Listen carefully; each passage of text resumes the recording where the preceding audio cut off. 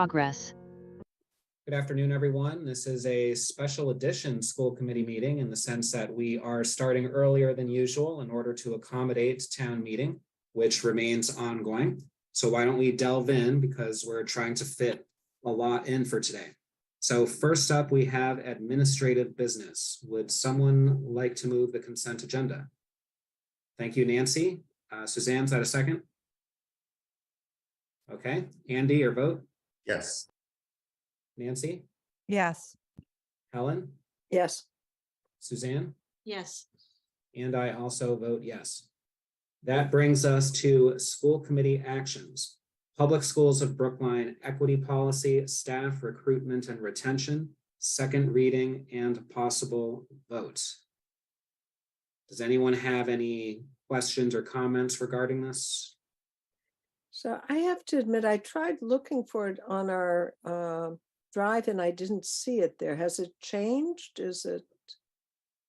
It has not changed. Go ahead, Andy. No, I was just going to say it's exactly the same as the first reading version. Okay. All right. I just wasn't sure. Since nobody had any comments at first reading. So. Yes. All right. So would someone like to move passage of the Public Schools of Brookline Equity Policy, Staff Recruitment and Retention? Thank you, Nancy. Is there a second? Thank you, Andy. Andy, your vote? Yes. Nancy? Yes. Helen? Yes. Suzanne? Yes.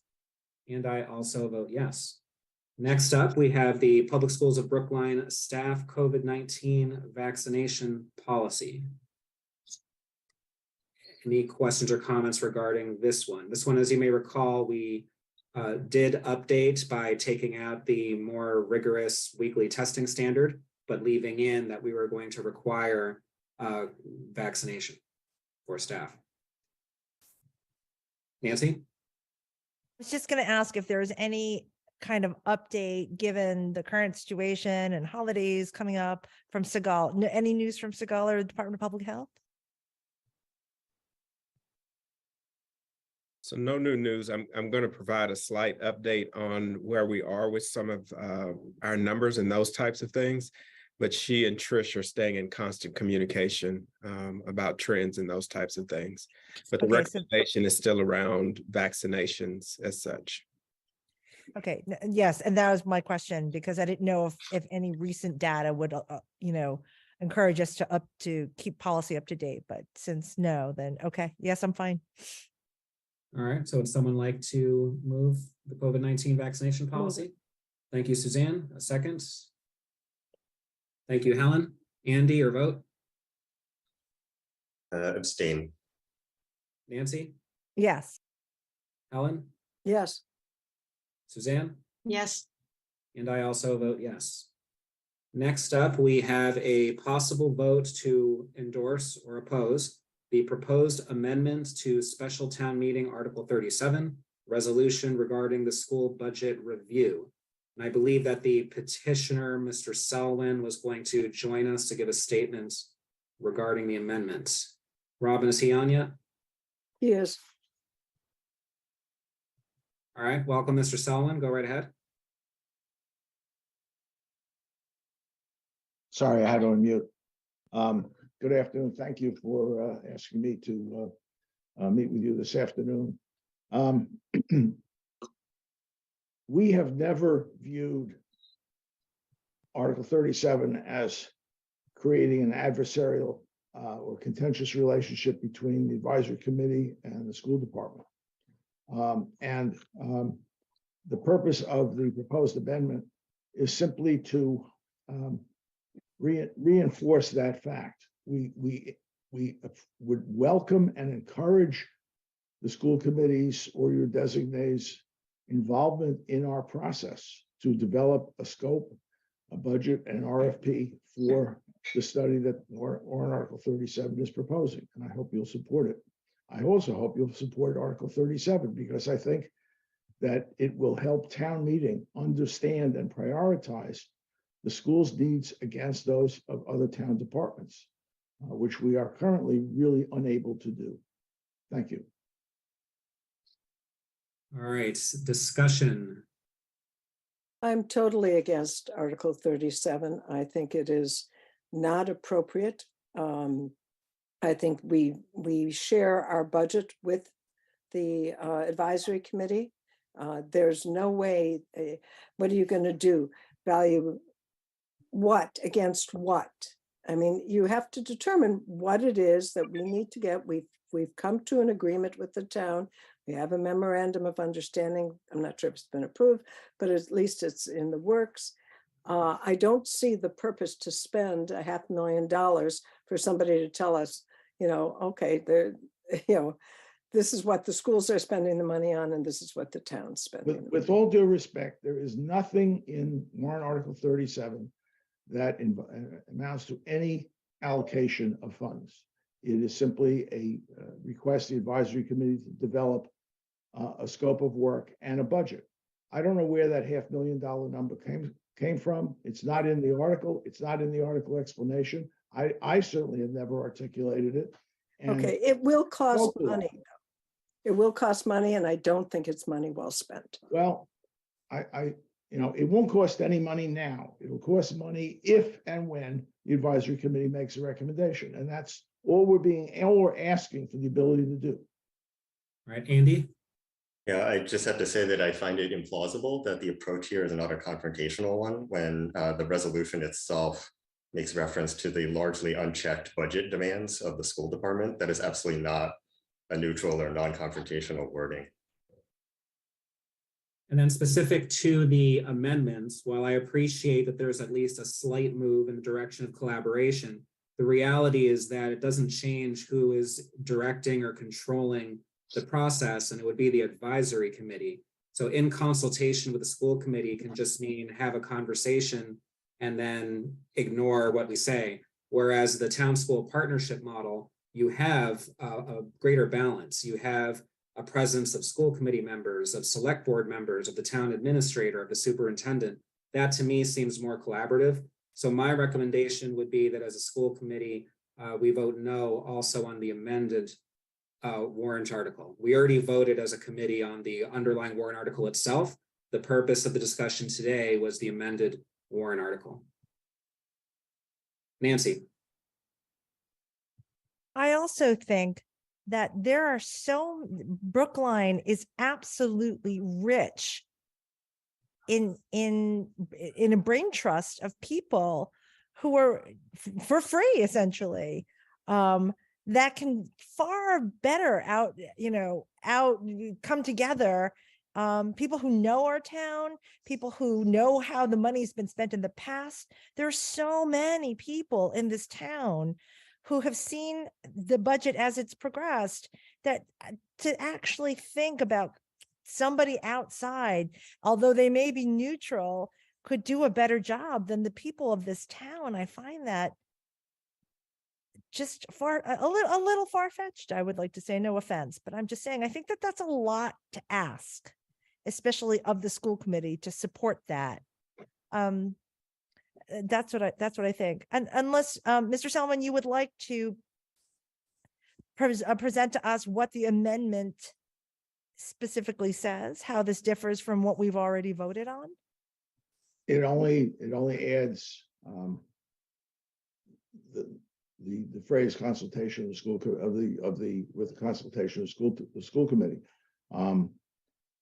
We did consider, by the way, the issue of doing something like this internally, and we felt that the task was simply too complex in terms of expecting people to devote the amount of time that would be required. But Lee, we build buildings. We plan metropolises within Brookline. We don't have enough people to look at school budgets, how they've been spent in the past. It's very possible that the AC may reach the conclusion that this could be done internally. Should be done internally. Well, who's more responsible? All right, let's not have a lengthy back and forth here. Let's try to stay focused on the amendment. But let's go to help. Clearly, you're going to vote no on this. I mean, I'm not sure what I can add that would change that, except that it does bother me that so much of the opposition to this is based on disinformation and misinformation, and I think that you folks are in that same category.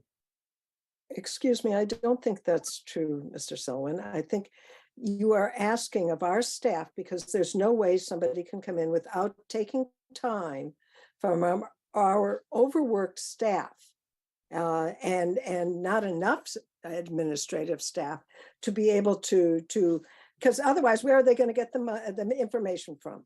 From the budget book. That's it. So you're suggesting that your staff doesn't have the time to participate, but that we should find citizens who can devote a time for free. That doesn't. No, I didn't suggest that. We have had That's not what she stuff. said. That's We not have what she had said. other groups do it in the past.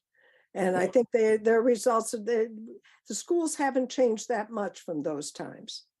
The schools already do this work, Mr. Selwyn. The issue is that the schools would be taking on the additional work of onboarding an outsider who would be at the direction of someone who's operationally detached from the everyday process. And so the context has to be explained, the reasons behind certain decisions. The amendment as written is an amendment to Article 37, and it only applies to the process that the AC will go through in developing a scope of work and a budget.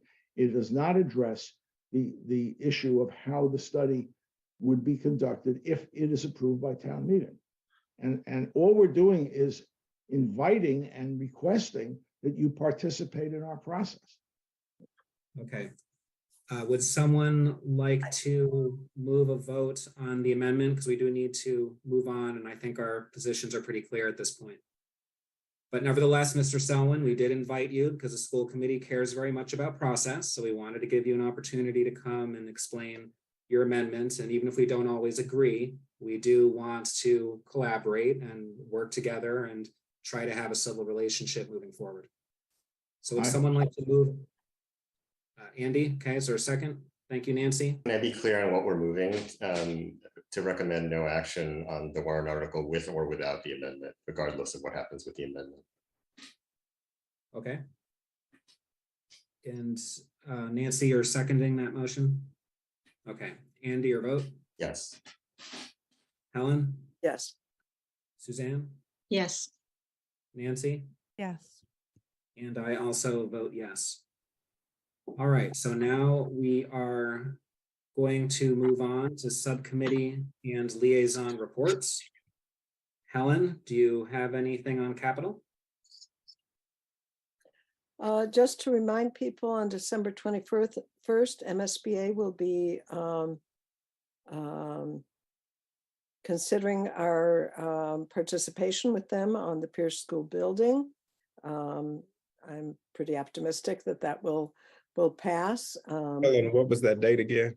The 21st in the morning, between 9 and 11 is the meeting. We don't know the exact time yet. Trying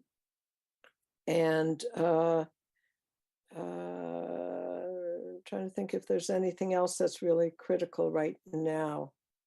I don't think so. I'll pass on the rest. All right. We don't have the chairs for the next several subcommittees. Suzanne, government relations? Yeah, we're just trying to put some things together, getting ready for the legislative session we're going to have in January. So we'll have more to share in the near future. Policy had a joint subcommittee meeting with diversity, equity, inclusion, and justice. We focused that meeting around the equity policy. So earlier today, we passed the staff portion of the equity policy, but it's going to be broader, or that's what we're envisioning. And we mostly talked about the student section. We had multiple high school students who participated and offered input in terms of some of what they would like to see in such a policy. And they shared with us some of the work that they've done with a proposed bill for the at the high school. There was some discussion about what would be appropriate for a policy as opposed to procedures. There was a little bit of debate among subcommittee members about whether we should lay out very concrete steps in the event of a racial incident, or whether we should be more broad in terms of our approach for what we mean by equity and values around equity. Would anyone like to add anything else about what occurred at that meeting?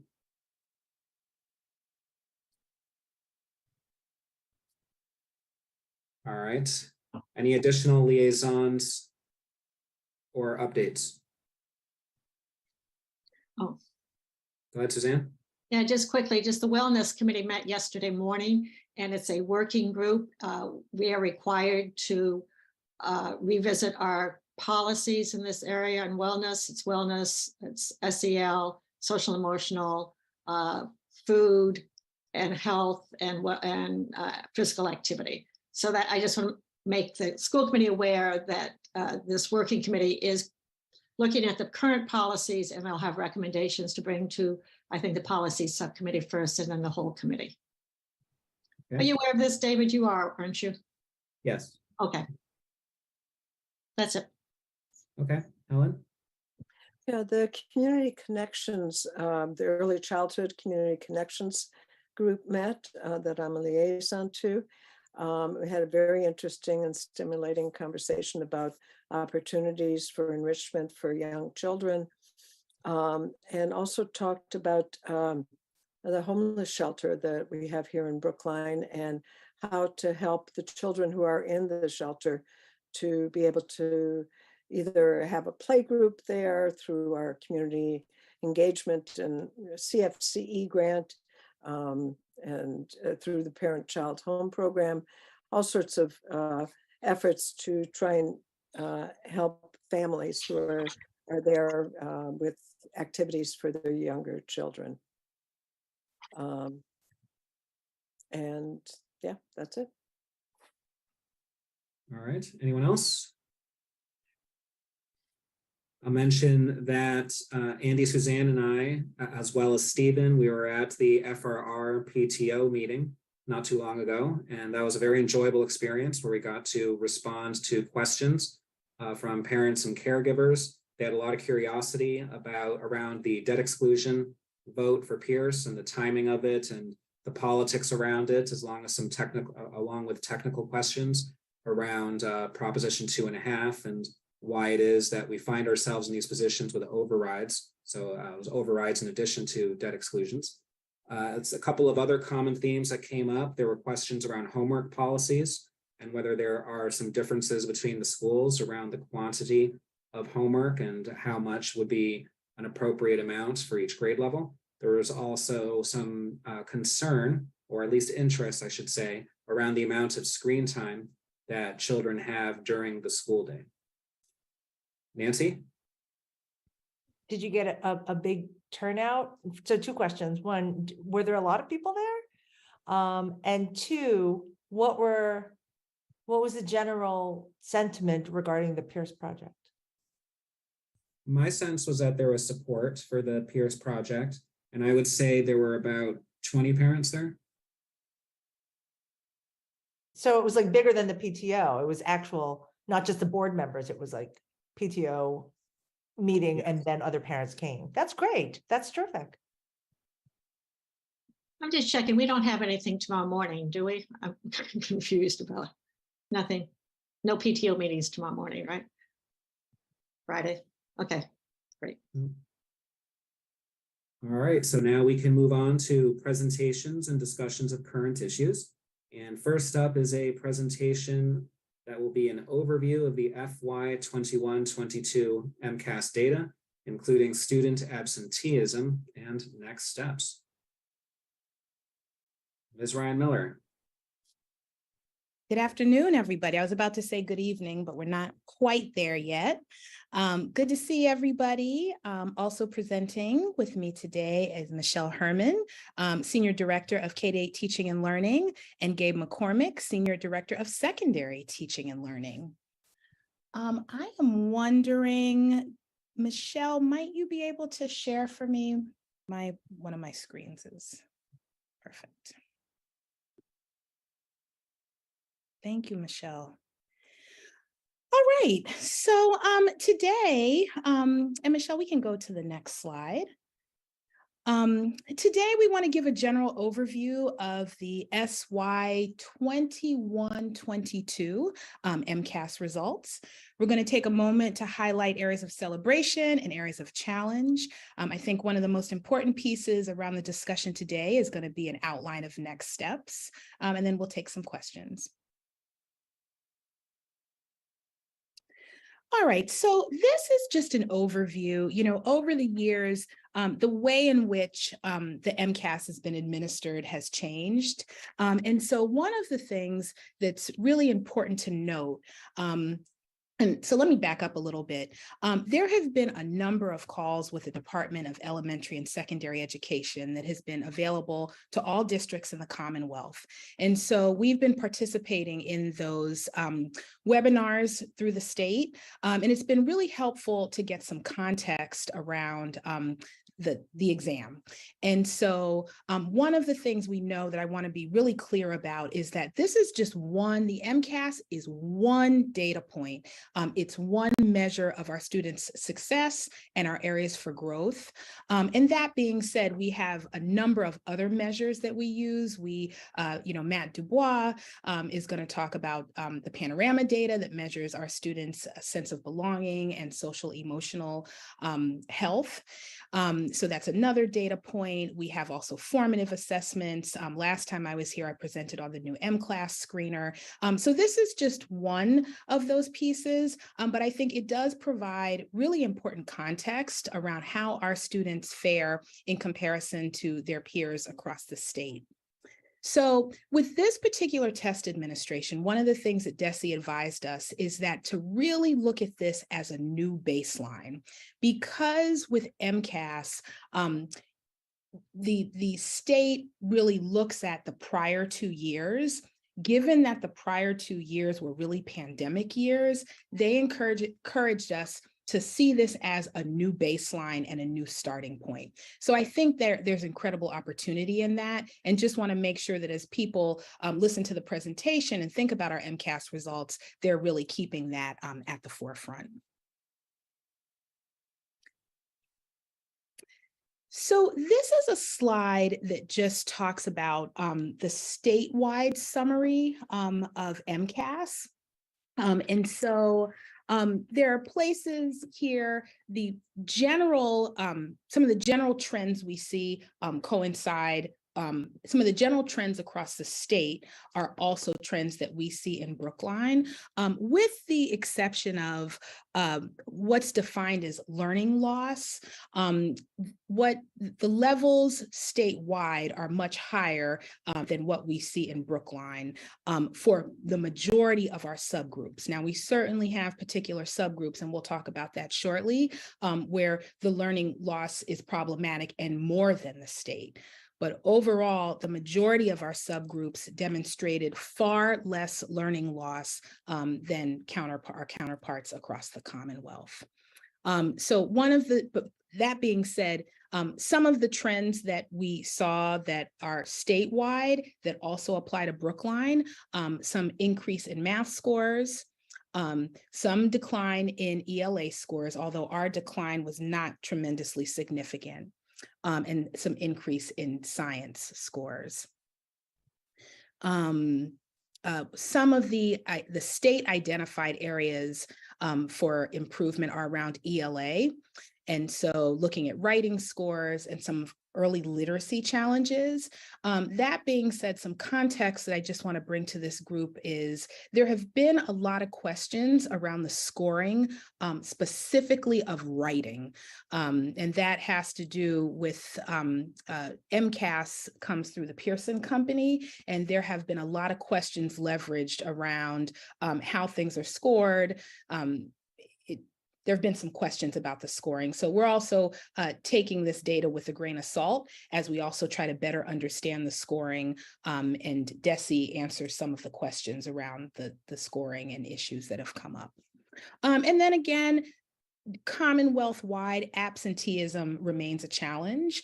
And so I think Matt Dubois is going to join us, depending on the time, and to talk about some of the mitigation efforts that are in place here in the public schools of Brookline. But I want to say, just as I've looked through the data, personally, I think we need to think about the various reasons for the absenteeism. We have some children that are chronically absent, and there are issues related to home situations, various stressors in the household. And so we know that. But then also some of the absenteeism is related to illness. And, we've been saying to families, don't send your children to school sick. And they, I think, have not been doing that, which we don't want that, right? So, this is something I just encountered with my own daughter yesterday, where she had a little bit of a runny nose, and I went through the mental gymnastics of, do I send her?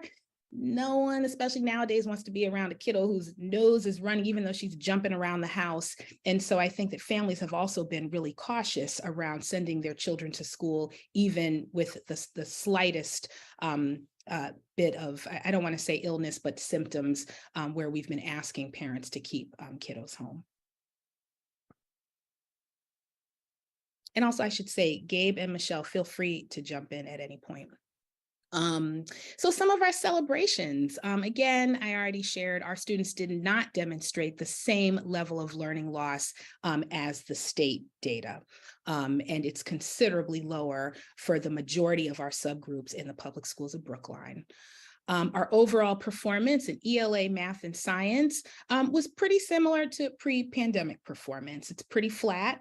So not necessarily increases, but also no decreases. And so I think that is considerably important given the pandemic and that many other districts are experiencing tremendous learning loss. In the majority of cases, Brookline's aggregate group outperformed the state on almost every measure. And then in grade 7, we saw some real increases in both math and ELA.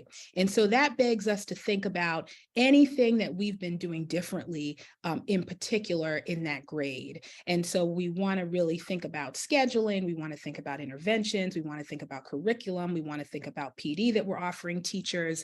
There's a lot that we want to look at so that we can see how, what might have been the influential factor and how can we replicate those practices in other grades. So some of the challenges, this is not new information for anybody. Our Black and African American students demonstrated a lower performance than their peers in the state. So this is a place, as I just said, on the majority of indicators, Brookline outperforms the state. This is a place where we did not do as well. Well, we performed lower than the state. And so that is problematic. The gap for students with disabilities widened slightly in ELA since 2019. But to be honest, it's not very notable, as we also saw an increase in their performance in other areas. And then attendance, it was a challenge for 21-22. So at this point, this didn't impact our state determination, but going forward, it could possibly impact our state determination. So we really want to be mindful of this. I think while this is a challenge, an area of success is that Dr. Matt Dubois and the Office of Student Services have been talking about attendance, even from the summertime when we met with school leaders in the summer. Matt Dubois spoke with our school leaders about attendance. So this has been on our mind for some time and something that we've been prepared to think about how we mitigate more effectively. So it's just something to think about. And I think one of the things, again, we have to be cognizant of is, why are children absent? Are we keeping students home because we don't want to send them to school with symptoms? That makes a lot of sense. But our children who we need at school, well, we need everyone at school, but certainly are there children who are missing more school than is expected? And what are the reasons for that? So I'm going to pass it to Michelle. And so now what we're going to do is we want to dig a little bit deeper just into some of our content area and grade level scores. She'll walk us through that. And then Gabe will talk about, dig into some other content areas, and then we'll come back and talk about what we're doing in response to this data. Thank you.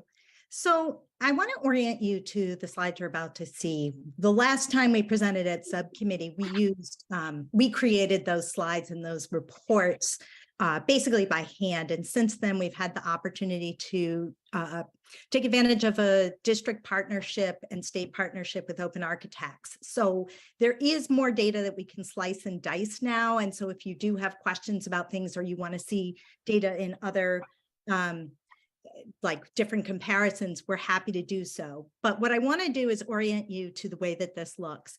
On every single slide that you're going to see this dotted line. That is always the state aggregate performance. So for example, this is ELA for grades 3 through 8. And what you could see is the Brookline line is above the state.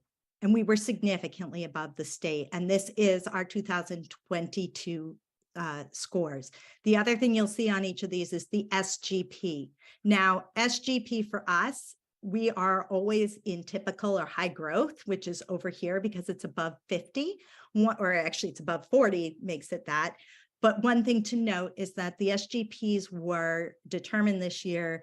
They had to redo the formula because our cohort groups weren't moving together, and the loss of MCAS in 2020, and then last year only the 2021 being a partial administration, they weren't really able to use it. So one thing just to note is that our percentage of proficiency is high. And as you can see from the graph, we've stayed kind of flat for several years.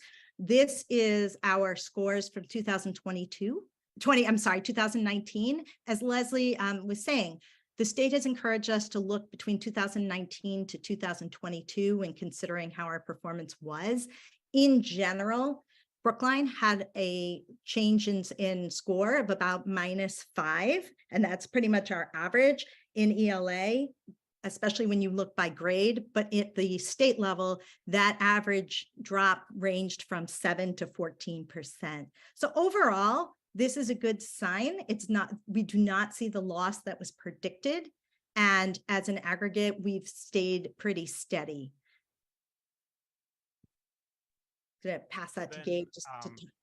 Yeah, so Michelle and I are going to kind of trade off K-8 and high school. And so for the 10th grade ELA, you'll see the same charts. So we were officially flat, so literally 0% change from 21 to 22. Our students are kind of in the low 80s. What you'll notice, though, is that our green line here doesn't go all the way back. And this is because the state has added the next generation MCAS, the new exams, to the high school level in recent years. And so when we talk about science, we'll see that last year was the first year for science in the new exam. So we don't have as much historical data because we can't really compare the two exams. They're so significantly different. And so the state doesn't do that. So similar pattern, though, you can see that we've held steady on aggregate while the state declined over the COVID years. Our performance distribution is not that different. You will see from 2021, which is the middle of those stacked bar graphs, we had fewer students exceeding expectations and more students meeting expectations. But then the number and the percentage of students who were partially meeting or not meeting were very similar. And then you'll see on our SGP, it's almost spot on 50. And again, some of that is the way the calculations are with limited data and not having an administration in 20 because they use multiple years of data there. So SGPs, we were cautioned by the state that they're just a little bit less reliable right now. And this is part of why we want to think about how we're setting a new baseline for coming back to more fully in-person school. I just want to check in. Are we doing questions in between or at the end? I guess if there's a question on this page, we could go ahead. Yeah, I wanted to Sarah. ask one before we got too much further in, because if I'm not sure about this, then I imagine a lot of people watching might not be either. After hearing of several presentations involving the student growth percentage, I still don't completely understand what that measures. And yeah, so Michelle, you Excellent mentioned that the question. formula Sure, had I'm changed a bit. happy. I'm But happy. my confusions run deeper than the particular formula that was used this year. So if you wouldn't mind just summarizing kind of Yeah, what absolutely. exactly is meant to measure. Absolutely. So in like a very high level, like down and dirty way, the SGP is meant to measure what's the influence that we have on our students. And so for instance, if Suzanne, David, and Andy took a test last year in math and performed all in the same place, then the following year, they would lay their scores against each other. So if the three of you took it again, we'd say, how did you perform? If in that second or third year of looking at the three of you across, Andy, you outperformed everybody, you kept going higher and higher. And David, maybe your score stayed flat, and Suzanne, yours kind of dipped. What would happen is, Andy, you would have a higher SGP because it would show that you had growth in comparison to people who scored the same way you did in the past. And so it's about comparing cohorts of students. And I think a key piece here is that when we look at SGP, it's across the state. So Mhm. it's students who performed similarly statewide.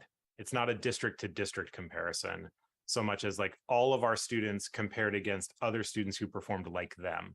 So So if you, am I getting this right, that if your student growth percentile score, say, is 70, that means that of all the people of your cohort who took the test last year and got the same score that you did, you got a higher score this year than 70% of those folks? correct. Correct. Okay. And the other thing also to note is that it takes normally it takes 3 years of data. You can't just come up with an SGP. So that's why there's no SGP in science right now for grades 3 and 8, because we don't have 3 years worth of cohort data. There's no SGP for third graders. And so for any third grade assessment. So it's a way to kind of consider like that they actually need student comparison to do it. And again, the key that the folks at DESE cautioned us against is just reading too much into it right now because of the partial administration and the skipped administration of the exam. The data is just less reliable for SGP, and it gives us a place to start. So when we talk about it next year or the year after, we know where we're at. Mm-hmm. But our SGP scores support the fact that our students didn't have the drop, because in many of the urban districts, scores dropped and SGPs dropped because those students were compared to Brookline students. So, Suzanne, did you have a question? Go ahead, Suzanne. Yeah, thank you. It's actually related to SGP. In the past, a student growth percentile between 40 and 60 was considered kind of normal or whatever. Typical growth. If you were below 40, you were not doing nearly what you should be. And if you were above 60, then you were doing exceptionally well or noticeably well. So is that still the case, or? Yes. It is, with the Okay. exception of the fact that it's very difficult for them to, I would wait until next year to really hone in on the SGP. Okay, thanks. Helen? You're on mute, Helen?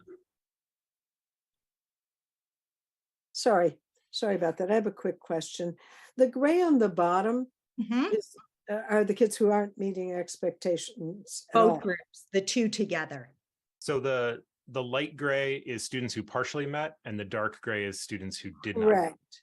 But the ones who are in the dark gray are the more serious Mhm. ones, I would think. And are we talking 10 students? Are we talking 100 students? What are?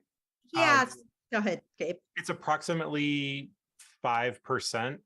So if we think about 10th graders, we have about 500 10th graders. So it's about 25 students. So that's a lot. Yeah. Mhm. And then And when it's more than it was in 21, if I get those numbers right. a little bit, yeah. So you can see on the two stacked bar charts, the dark gray is a little bit higher. Right. It's a few more students. And obviously these are year over year cohorts, so it's a different group of 10th graders. Yes, I'm aware of that, but either way, that's the, the gray part is the one that really worries me. The light gray is also problematic, but the. Yep. So, Okay. Yep. all right, so yes, and so we're going to keep moving into this because I think pulling the data apart a little more will be helpful. During the last presentation that we made, we talked about students by race, and we did that because the state, that's the best data they had for comparison. So I want to remind you that this first is overall ELA. And if you look at this, the dotted line again is the aggregate state. So that's all state students there. But what you'll see is that in ELA, this is our African-American Black population.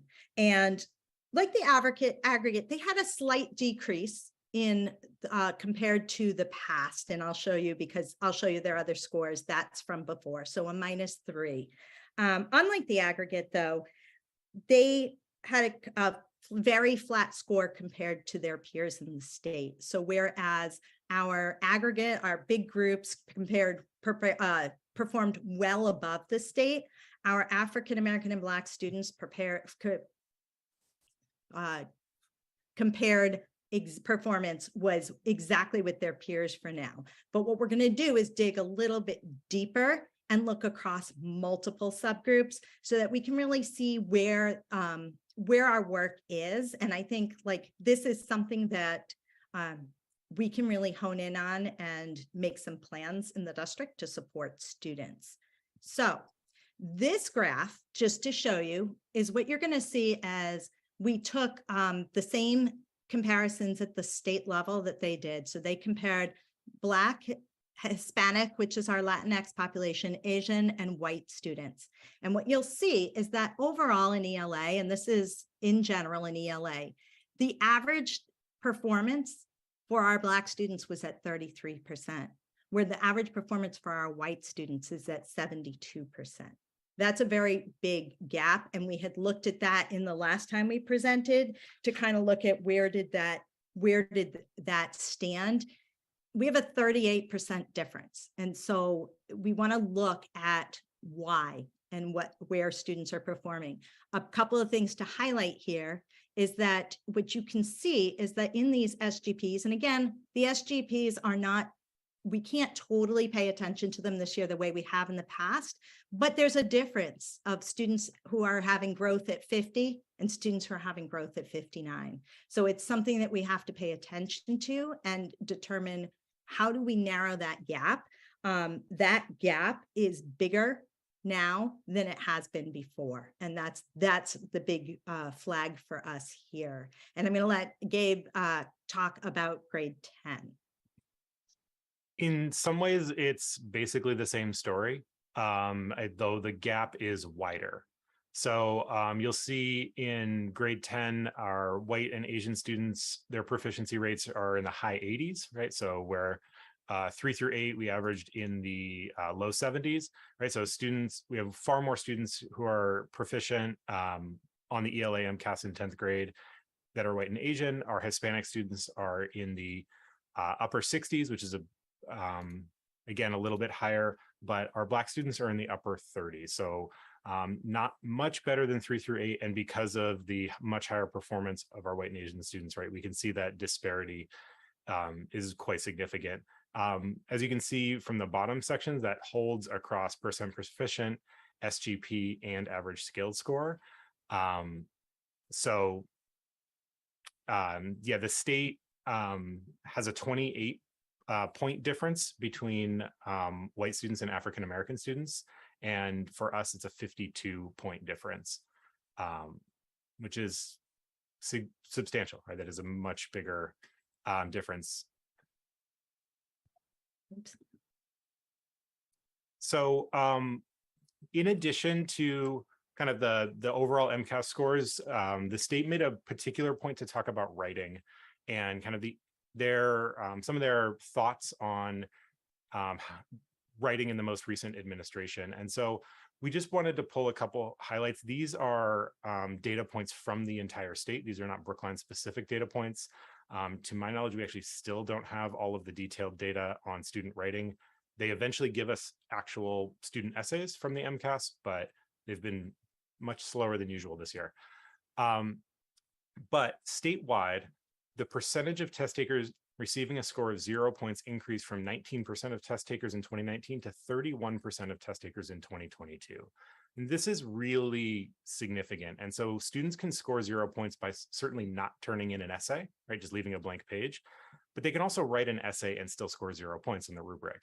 And the folks at DESE made it very clear that this was students leaving it blank and students who wrote an essay and scored 0 points. They weren't able to pull all of that apart at the time they presented to us. I think that's a really interesting question. It's why we want to see our essays. But almost 30%, right, of students receiving 0 points on their essay is quite concerning. And this is grades 3 through 8 combined. In additionally, thanks. That the average points decreased, right? So if you see the chart on the bottom, right, in 2019, students in upper elementary, so grades 3 through 5, earned an average of 2.8 points out of 7 possible, and the average decreased to 2.1, which is a pretty significant drop, right? Almost a full point when there's only 7 points. We saw about a half a point drop from 3.8 to 3.3 in middle grades. We've done a little bit of digging into our own data. Just know that, again, we don't have the individual responses here yet, but generally what we're seeing is that our students are doing pretty well on like the technical aspects of writing, like conventions, word usage, things like that. Where our students tended to struggle, again, in the aggregate, is supporting claims with evidence, kind of the organization and flow of their writing, and like using text, like using the available text in their writing is sort of the less the conventions, right? More of the what DESE calls, I mean, they just call it writing. That's kind of an awkward, but so we're going to move on to math. So this is our 3 to 8 math results. And as you can see, again, we outperformed the state by a significant number, and we outperformed in our SGPs. And something that we just saw that was sort of interesting here is that, and you can see it here in the graph, is that we had a higher performance in 2019 than we did in 2022. And what you'll see, though, is that our SGPs increased, and I'll explain that in a second. But one of the things you can also see here is that the dip at the state level was much closer to 10%, where ours was much closer to 5%. And as Leslie stated before, we've had gains in grade 7. So kind of looking at what happened there. This is our 2019 data, and being able to look at that compared to where we're at now. Again, this supports the story that our overall aggregate group did not have the loss that the state was talking about, and that many people are selling products for. And so as our aggregate, we did maintain. One thing just to kind of also remind you is that at 3 through 8, we also had a big change going on in our curriculum at the moment that these were done. And so this can also give us some good insights into how our curriculum is working. Is this grade? Sorry. No, this is you're good. grade 10. Yep. So grade 10 in math, in some ways, a similar story, right? We outperform the state quite significantly at grade 10 as well. Again, almost an identical story to 3 through 8 in a way where we had a dip in 2021. Ours was not statistically significant. So it's not really a cause for concern. We're pretty much flat throughout the pandemic. Somewhat different than ELA. You'll see if you look at the stacked bar charts. In 2021, we had 31% of students exceeding, and that increased to 40% of students exceeding in 2022, while mostly maintaining our students meeting expectations. So we did, if you want to call it kind of bouncing back, but we didn't really drop that far to bounce back from. So in some ways, I think 10th grade math is sort of status quo in the aggregate. So again, we're just gonna take a quick look by race. What you can see here is that, again, when it says compared to the state, that's to the aggregate of the state. However, the Brookline had a significant dip in 2021 for our Black and African American students, and that is going up. And so we do have that as a way to look at some growth. And then just to kind of remind you, though, is that our aggregate at this level was at 72%, and our aggregate the year before at 72% at 3 through 8, and 82% at grade 10. So just again, another quick look here is that if you take a look here, what you'll see, though, is a significant difference compared to the way ELA looked in terms of performance for our students. And we had here, if you look at the top, our students' scaled scores, we have a 487 at 3 through 8 compared to a 521, and that is for our Asian population. So the difference, the distance of that gap has remained very, has grown over the several years. We had a little bit of a bounce back this year, but it is something we have to look at. In terms of our SGPs, the same thing is we have about a 10-point difference between SGPs for students. And one of the things that's here, not here, is that, well, no, it is, sorry, is that the number of students that take the assessment, this does not include our entire aggregate, but it does include most students. And so the one thing just also to keep in mind is that the distance in percentage for, just to kind of look here, 83 to 28 as a percentage different. We have a 44% difference between our African-American Black students to our white students, and a 22% for our Latinx.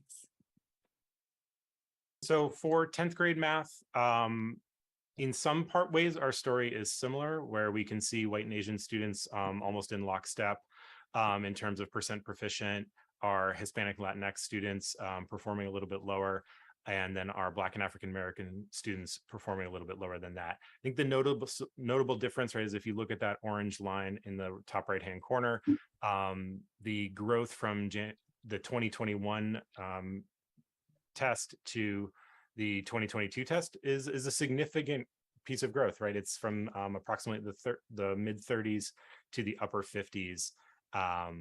And so while that gap is narrowed across the years, there's still a long way to go, right, to narrow the gap. So we just we want to note that. We don't want to ignore that in the work of the high school math team. It's an area of significant focus for Josh and the team. And certainly this is not enough growth to relax. Otherwise, essentially very similar distribution to 3 through 8 and through to ELA.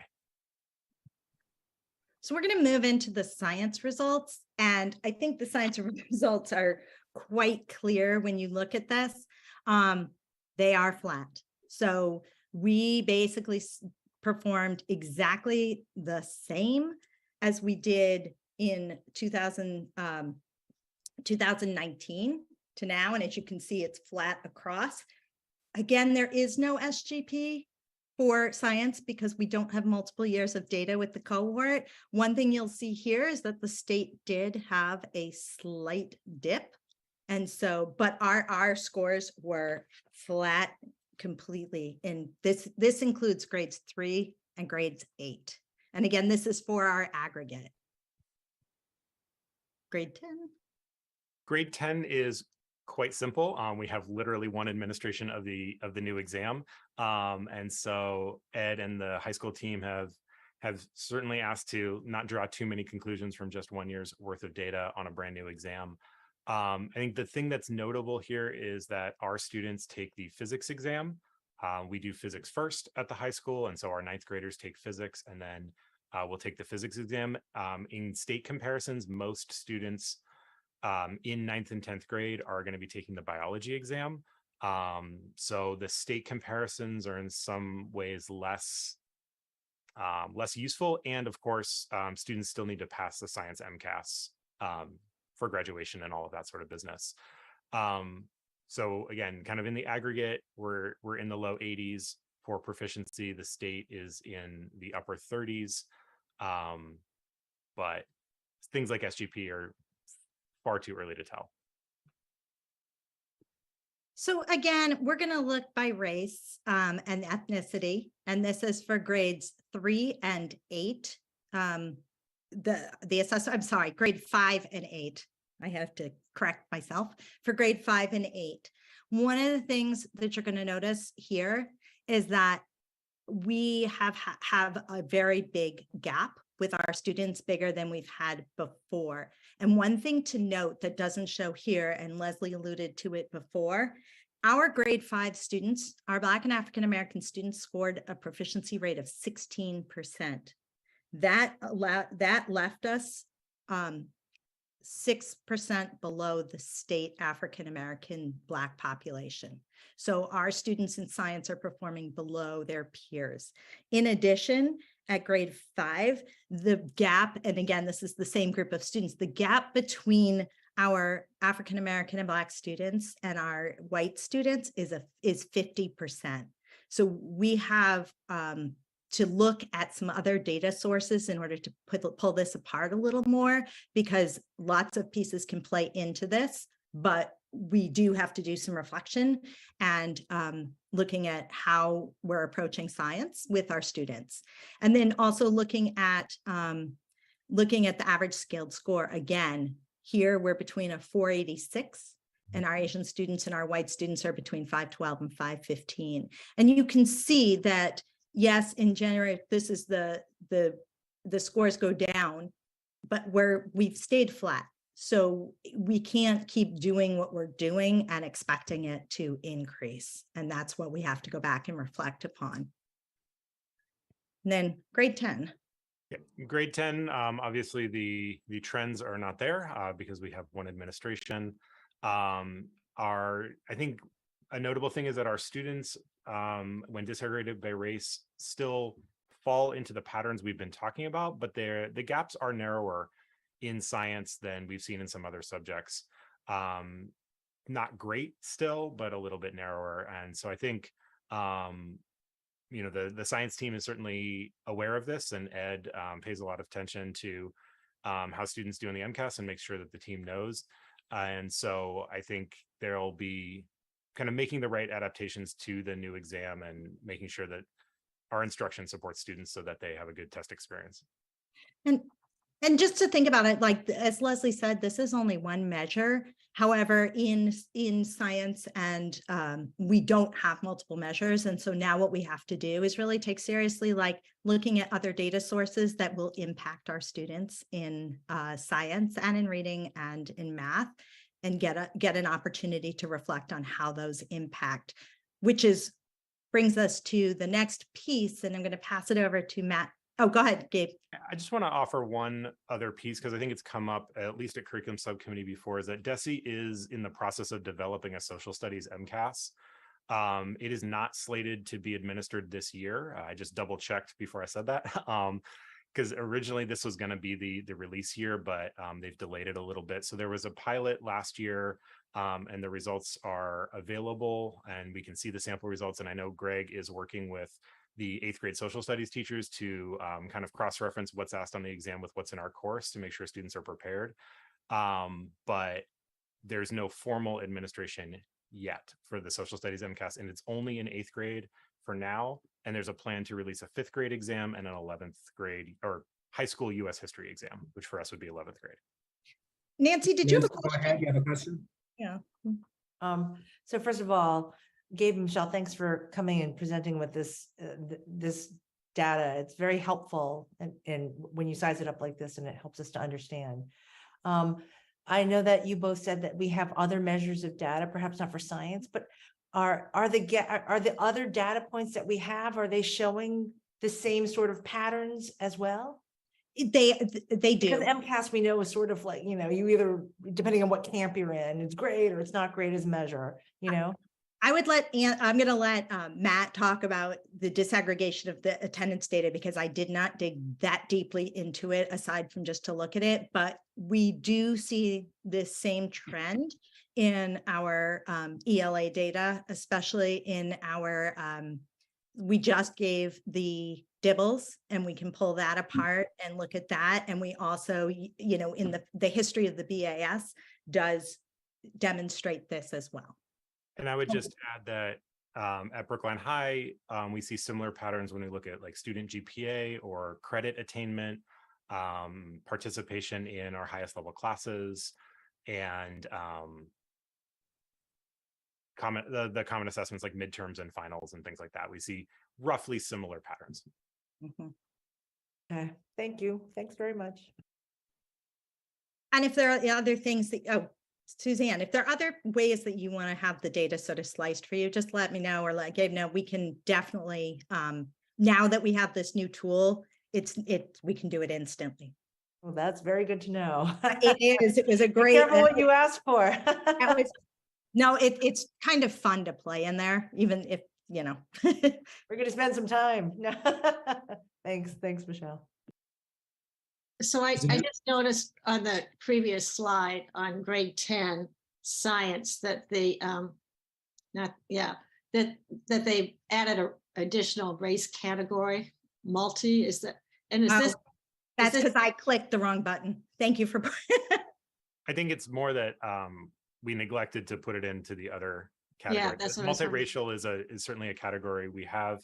Our multiracial students tend to perform near our white and Asian students. I think a thing that's notable is when we talk about multiracial students, the vast majority of those students are multiracial white and Asian. Oh, that's interesting. So are these, do the students self-identify? Is that Yes. how? Okay. It's self-identified through our registration process. So this comes through our Aspen and our Aspen data. Mm-hmm.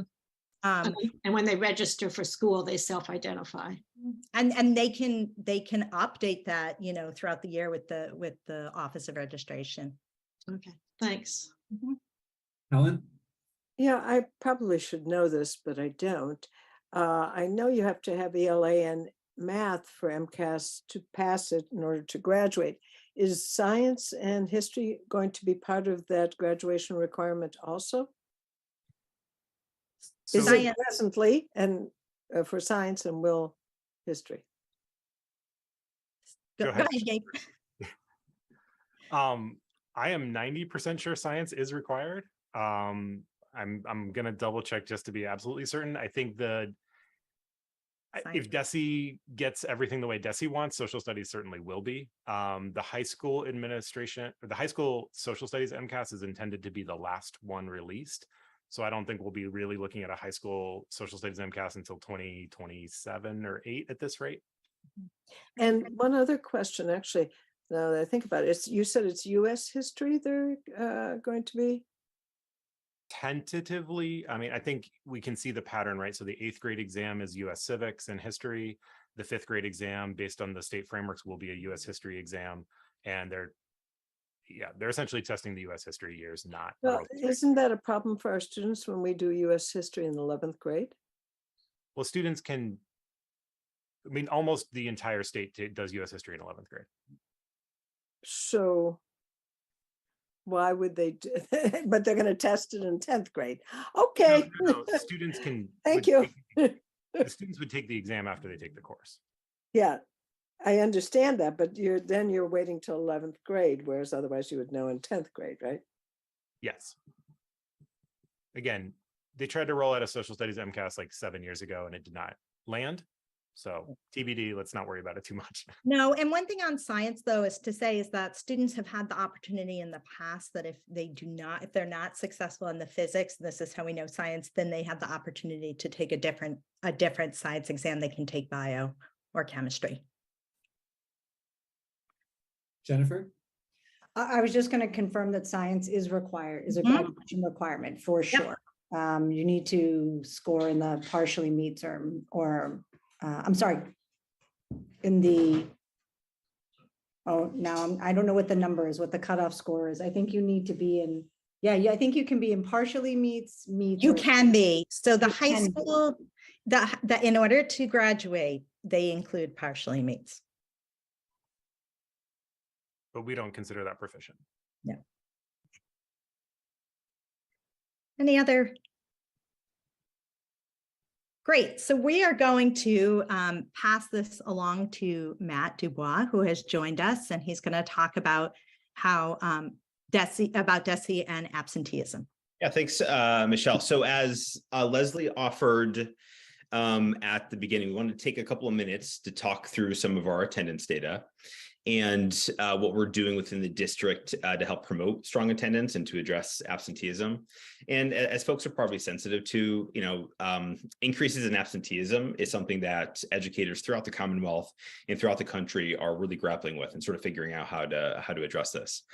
As they also offered, as we work through these data, we need to name that we have health and safety protocols in place that absolutely have contributed to some of the increases that we're seeing in absenteeism.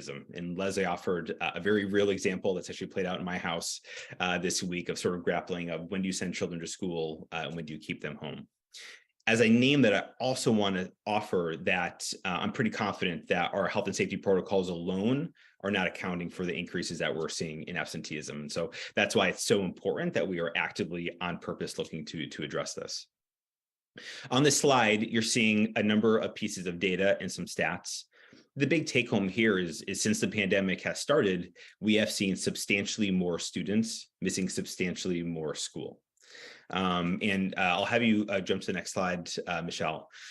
As people are probably aware, DESE collects a number of metrics around attendance, and those are presented by school year, so you can look at trends across time. And so on this slide, you're looking at school year 2021 and school year 21-22.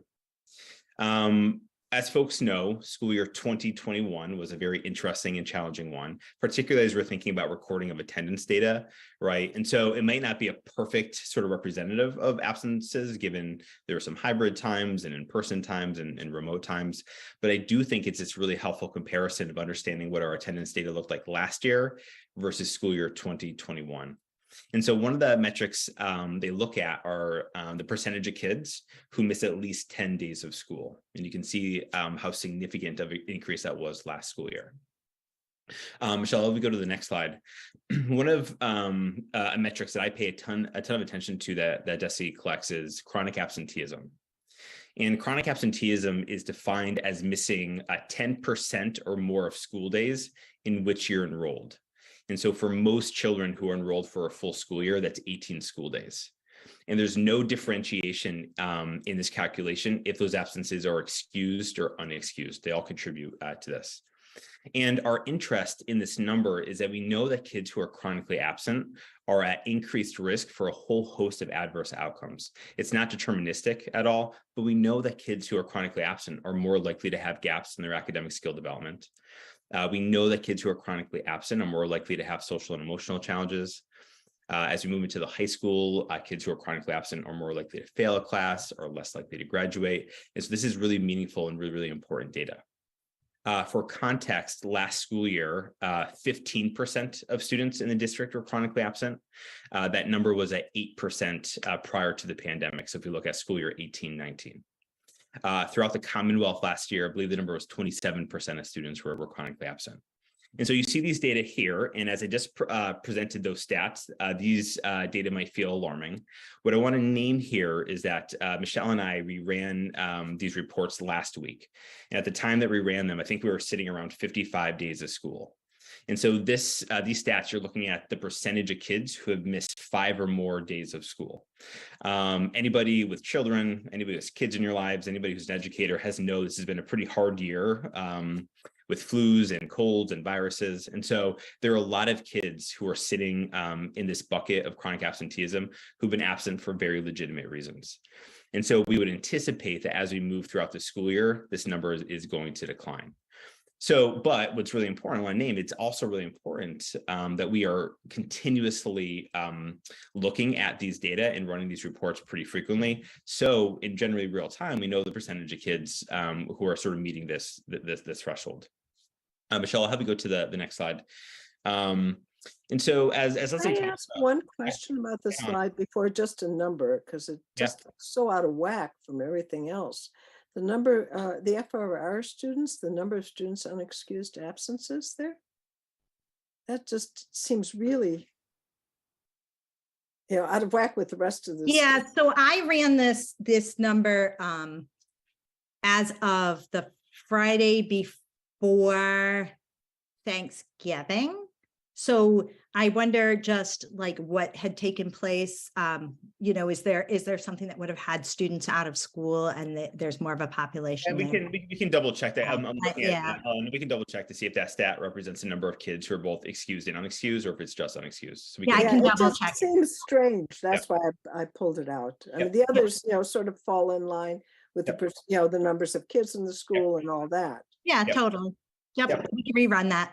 Thank you. There's a question I have on this. So what do you attribute the higher percentages for the K-8s versus high school? I find that somewhat surprising.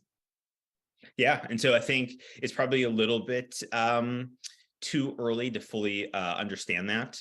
Some of it may be that when younger kids, it's harder to self-report on symptoms. So parents might be more cautious in the determination if kids are attending school or not.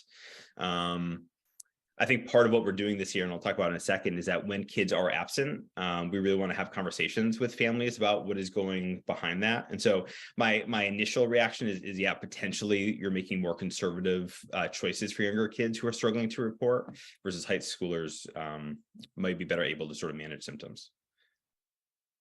All right, thank you. Nancy?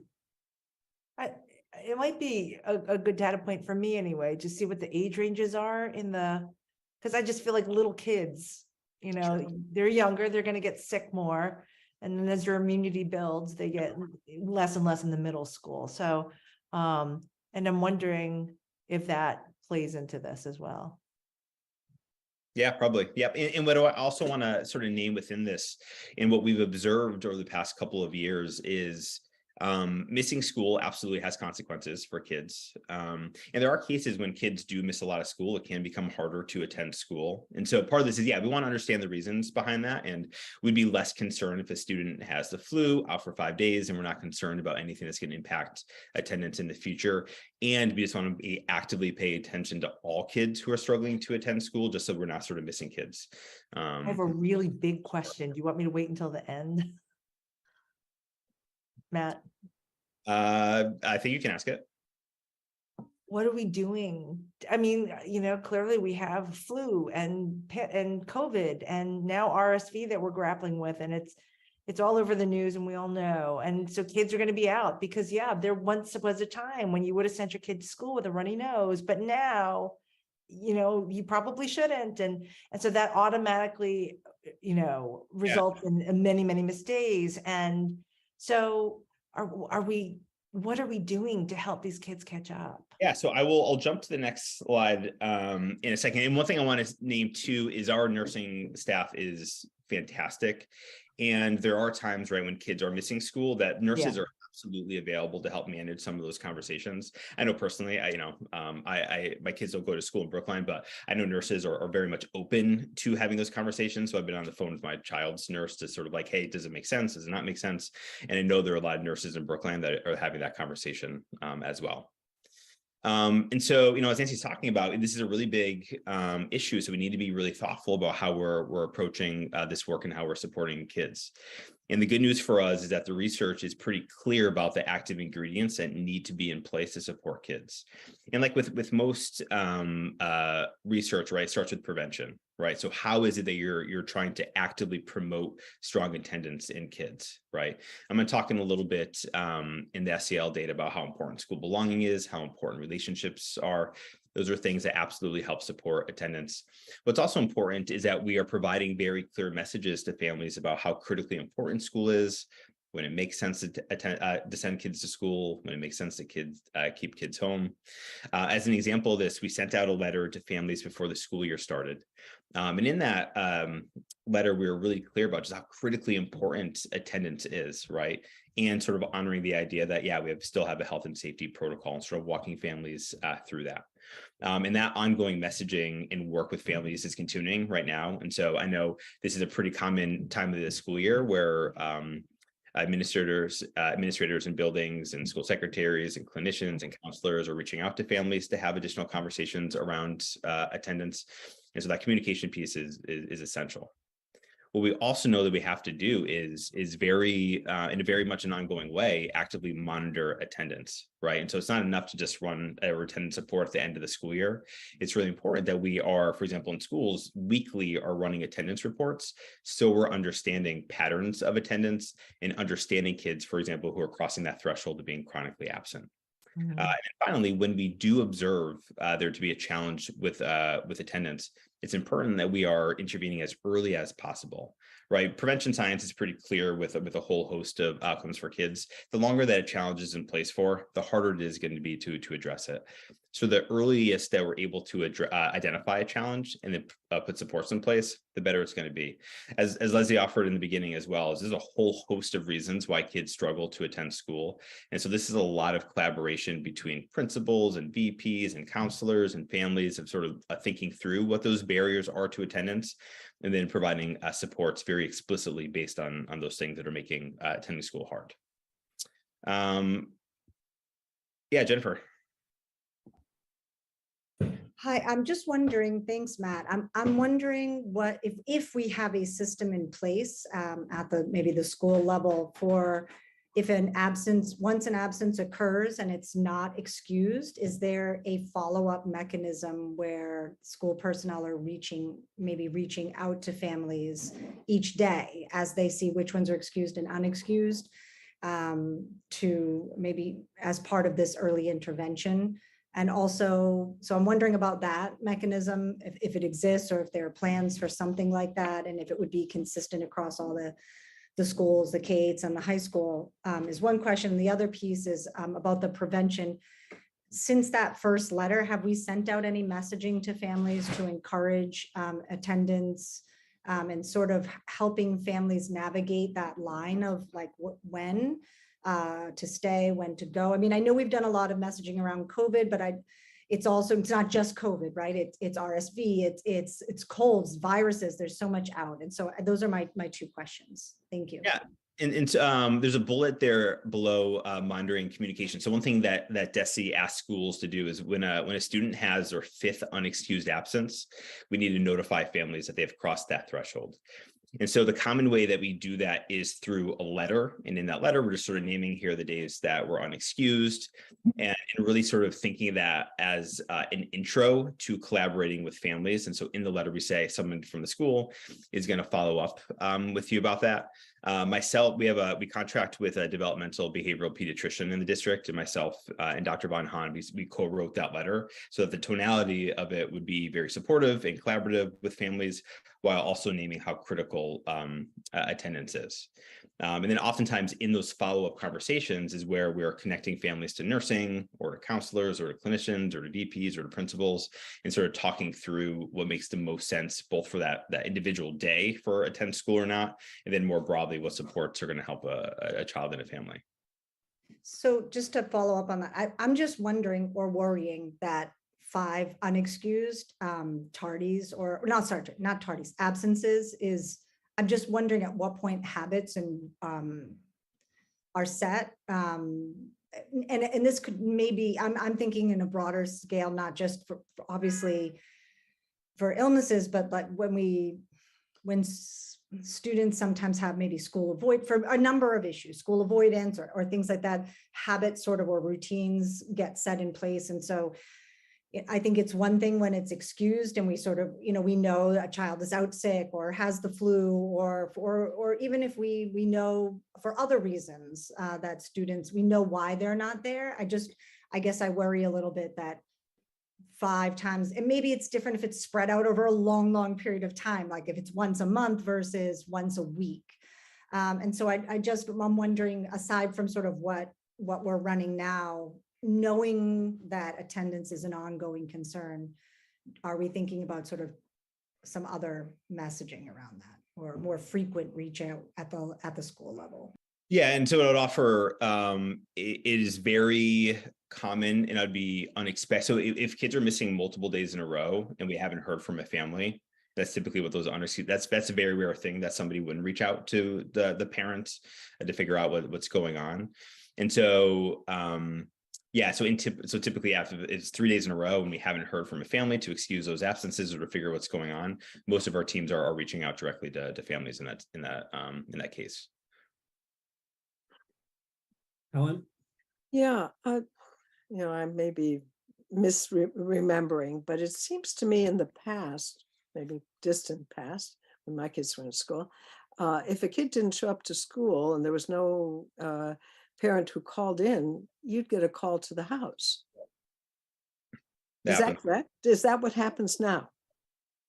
We get a call to the house anyway, when you even if you called in. Well, Okay. that's an automated, that's not a got it. live person. So that's you just that there. Do you know what I mean, Helen or Nancy? Oh, no, It's this just was an a person. automated call as opposed to like someone from the front office calling to check on the whereabouts of, Yeah, I like think a it was like status after thing. 10 o'clock, if somebody hadn't called in, you got a call. And is that, I don't know if that's feasible to do at this point, but it's certainly a way of limiting absences, I think. Well, there's the automated system, of course. But I think one of the things we have to think about is our capacity to have a person call with our schools and the enrollments being so high. We're talking about schools with numbers of 700, 600, 500 children and what that means for the front office staff. No, So- but it would be just those who hadn't had a call in, the 5 or 10 kids, I would imagine. I'd still say we need to think about the capacity of the front office and what they're doing. So if, when you spend time in the front office of a school, it's a jump in place 24 time. So I think it's something we can certainly look into, but we have to think about, the capacity of our front office people to do that work. Do we have data on the number of CRAs, child requiring assistance petitions that are filed to deal with truancy? I don't know if we have, I would say it's not particularly common that we are filing CRAs for students, but I don't have that exact information. Okay.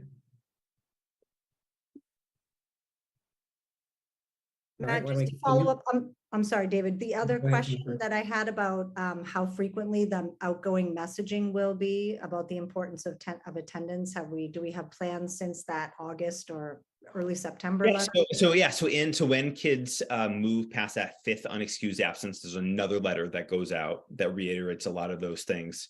It has an additional segment around some strategies that help support attendance, then also a paragraph that somebody from the school is going to reach out to you. A lot of schools then follow up once kids pass that 10th absence as well. When we've moved past that place, that's where there's much more frequent conversations that are happening between a support team of a school and a family.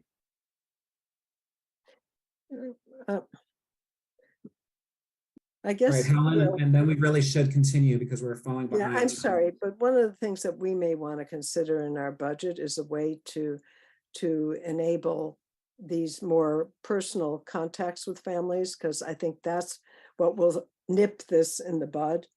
And I think by letters, if people throw away letters, people don't see them, they don't read them, they don't check their mailbox. It just is not the way that people interact at this point. And I worry about this, especially for in terms of equity here too. I think that this is a big issue, and I think that we need that individual. I mean, I remember a principal who used to go to a kid's house to get the kid to school back in the day. And that may not be possible today, but that was, and it worked. And we certainly have folks doing a variety of things, right? I think part of the point that is really important from what Matt shared is pre-pandemic, we were looking at 8% of kids. Mm-hmm. And now we're looking at significantly more kids, right? The scale has increased, and we know demands on the schools have increased in a bunch of ways through the pandemic and now. So I think it's it's bigger than just giving some calls. And I want to let Matt move on. So I think I'm turning this back over to Leslie. Are we here on this slide? Great, thanks, Matt.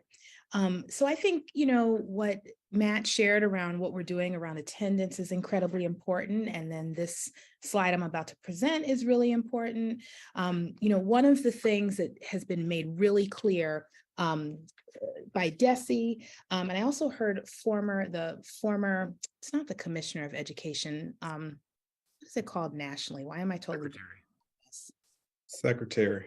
The secretary, there we go. Okay. I heard John King, one of the former secretaries of education, talk at the MECO Directors Conference last week. And one of the things that he talked about is one, and that Desi also talks a lot about, is having targeted supports and being really crystal clear on the problem of practice and addressing the root cause so that you know what you're addressing. So being really targeted, but then not just offering kids more of what they're already getting, but offering them something different. And that many people believe is what will move the needle. So I wanted to share just some of the work that we're doing centrally with school leaders and educators to try to address the problem of practice, specifically looking at our achievement gap. So one, Michelle has led with our school leaders some professional development around school-based analysis and targeted support. So really looking and aggregating, disaggregating MCAS data to see where is targeted support needed, who are the students who are most vulnerable, and then coming up with an action plan to support those students directly. So that's work underway. We've had one meeting about this with the principals specifically, and they're looking forward to having another one very shortly to review their action plans and talk about what supports they may need to put those action plans into place. Strengthening our attendance practices, which Matt just shared with us.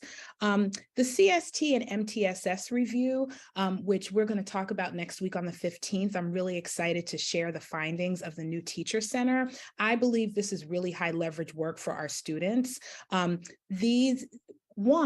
is the CST is really a gen ed practice where we bring students to the table to talk about their strengths, their areas of growth, to look through the data, the intervention data to see what's working and what's not, and change our interventions in a timely way. This is really impactful work in support of students. So anything we can do to strengthen our CST teams and support our CST teams and leaders is going to be really important. And then just having a really clear MTSS system, something that clearly lays out what tier 1 practices do we expect to see in every classroom? What are the tier 2 interventions that are available for students and teachers? And then what are the tier 3 interventions? And make sure that those interventions we have in place are actually leading to better student outcomes.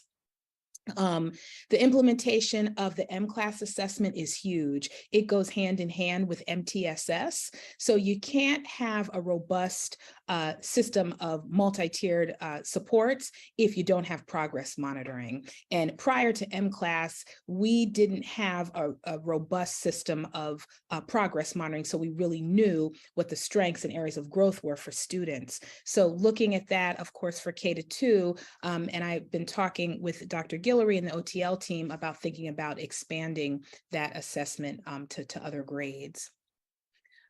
So continued leverage of our curriculum coordinators, our K-8 literacy and math specialists and their coaching supports. So I talked about this last time when we presented around MClass. So one of the things that we saw and was reiterated through the implementation of MClass experience was that the best professional development is job embedded and comes from those who know our students, our teachers, and the work that's happening in schools. So really leveraging our specialists and coaching to support our practices in support of student learning. The middle school review, that data is going to tell us a lot about time on learning. I mean, a lot. I'm really excited for when you guys get to hear some of the findings. We were privy to some of the early findings that New Solutions found as they looked through the data. And one of the things I don't think is going to be a surprise to anyone here is that there are pretty tremendous discrepancies around time on learning between schools. And so now that we have that data, we can do something with that data. Excuse me. But it was incredibly important to have that data documented and understand exactly what those discrepancies are and the reasons for them. So we'll share that as we get closer to finalizing the middle school review. Again, the reimagining ninth grade work, which many of you here on the school committee have been privy to. I know you've been having conversations with Gabe. We've been talking about it. We actually met with 8th grade teachers and guidance counselors to share that work. We met with them yesterday. We presented this work to the full high school faculty. And this is really about thinking about what the 9th grade experience looks like as children enter a new start and enter a new school. Given that many of them have been in our K-8s for 9 years, this is an opportunity to start anew. And so we really want to make sure that all children have access to the wide variety of supports and amazing classroom teaching that is happening at the high school. Our ongoing SEL initiatives, I'm not going to talk a lot about that because I know Matt is going to talk about that shortly. Again, revisiting of attendance policies. And then something that is really important is our continued partnerships with various community groups, Steps to Success, Sophia Williams-Lewis. I can't say enough about her and the way that she approaches programming for students. She's done an amazing job with vacation camps that employ academic learning as well as are tied to internships for students. And that's exactly what John King was talking about. Giving students, we don't want to say, hey, come on, spend your summer with us and let's do a whole bunch of academics. What we want to say is, come on in, there's this internship opportunity and we're going to do some academics. And so she has been just masterful at that. So I want to shout her out. The partnership with BASE that allowed us to, one, use Title I funding to specifically target some of our most vulnerable learners and our students that needed ELA support, able to bring them in for a really strong academic morning, very small class size, 2 teachers in a room, and then go to BASE for some enrichment opportunities and some play. So that allowed us to lengthen the day for those kiddos, but also allowed greater attendance because families were able to bring children for a full day versus for a half-day experience. And then really quickly, and that also ties to Brookline Rec. They also did very similar to BASE and supported us with our summer programming. The Brookline Community Foundation, we were awarded a safety net grant that provided summer activities and paid for summer activities and enrichment for children that needed the financial support, but maybe didn't qualify for financial aid through the district. And then the Brookline Teen Center. So thinking about, that's a place where a lot of our students go at the end of the day. And we are using some of our Title I funding to support some tutoring that actually happens at the Teen Center. So our partners are really important in this work. And I think that, again, we just want to be really targeted in the supports that we provide and not put out these kind of blanket supports, but really think about who are we trying to bolster in terms of their academic achievement and what do they need for us to do that successfully. And with that, I don't know if there are any more questions. I'm happy to open the floor back up for any remaining questions that might be out there. Suzanne? Yeah, is there a question? Thank you very much to everyone for all of this data. It's a lot to think about. I guess I'm just struggling with, we know there's a lot of work to be done, and we know there's a lot of work to be done with our students of color, Black and Brown in particular. And so the list is a wonderful list of things to do, but how do we really target what it is that we want to have happen? And of that list, how will we know what has made the difference? I mean, if we're doing a little bit of everything, I'm struggling with how this is going to be different a year from now or 2 years from now, because a lot of this we are doing, and we think we're doing a pretty good job, but it's not meeting all of our targets. So I don't have an answer. It's just a comment, kind of. Yeah. Well, I'd say specifically in the last year and a half or so, we've really tried to be more intentional and make adjustments to some of the programs that are in place. So for instance, I'd say the programming that Sophia is doing is really focused on just that. So not just more of what students are getting, but more with a twist. And that hasn't prior, that's not what was happening. I think even the way that we've approached project discovery. So, it was a half-day program. If you can come, you can come. If you can't, you can't. No, there are children, we really need them to be there. And so if we need to put funding towards extending the day, then we need to commit to that. And we opted to use Title I money for that versus something else. Additionally, we're looking at our interventions really carefully, and we've made a lot of improvements with our interventions.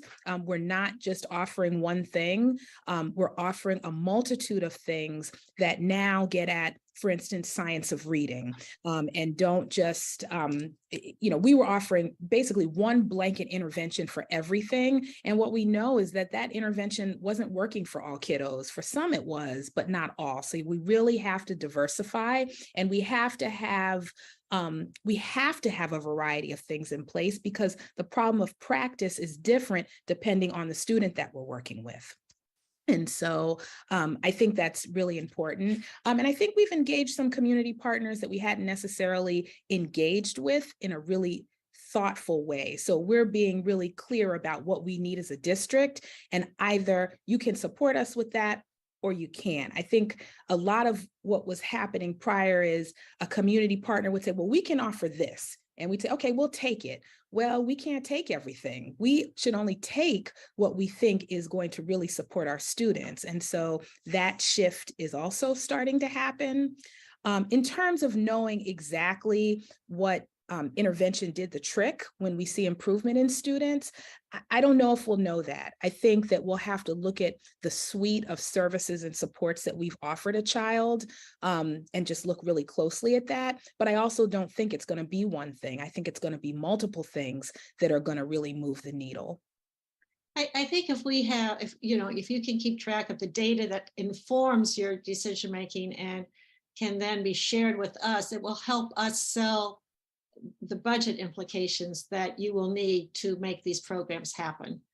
So, if we can say, the full day discovery program gave us so much more than a half day on these kind of parameters, then we can try and sell that in terms of putting money in the budget, telling the public what we need, grant writing, that kind of thing.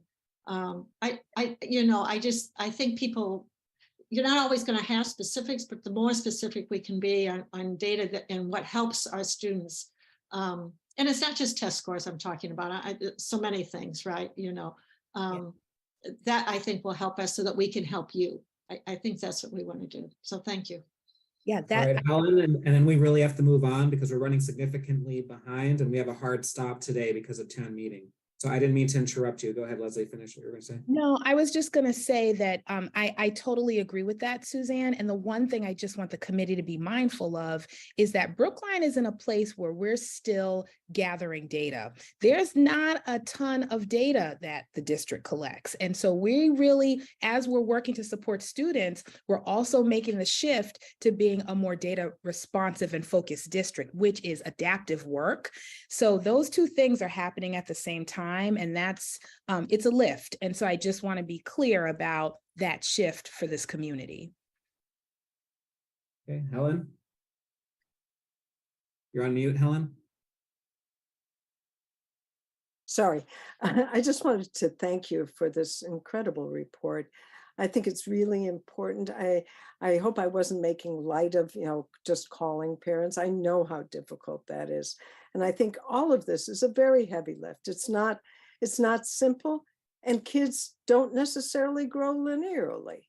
Sometimes kids take off, in fourth grade, sometimes in first, so part of what we're dealing with is the variability among kids, and part is the real issues that we need to deal with. And this is hard work, and thank you for doing it. Thank you, Helen. And I wasn't at all insinuating that, just bringing up, the size of our K-8s make it. Right. No, I understand that. All right, thank you. So that brings us now to universal screening and social emotional learning. Awesome. Great. Thank you, David. And again, I know we're a little behind time, but I just want to take a minute to thank the school committee for offering some time this evening for me to be able to offer updates about our universal screening work and to give some updates about our SEL programming. Before jumping into that, I just want to take a moment to offer my deep appreciation and admiration to the clinical teams in each of our buildings. On those clinical teams are our school counselors, our adjustment counselors, our social workers, our psychologists, and oftentimes our school nurses. And working with those folks is such an incredible and amazing experience for me. Their work is really hard. It is challenging every single day. And those folks meet that challenge with such enthusiasm and passion and care and skill. And so I feel very fortunate that we have such incredibly skilled and dedicated people to help support our kids. To organize our time together this evening, I want to take a couple of moments to review the goals of our SEL programming and talk a little bit about the work that we do to attempt to accomplish those goals. And then I want to provide a summary of our fall universal screening data. And as folks may know, we are in year 3 of this work.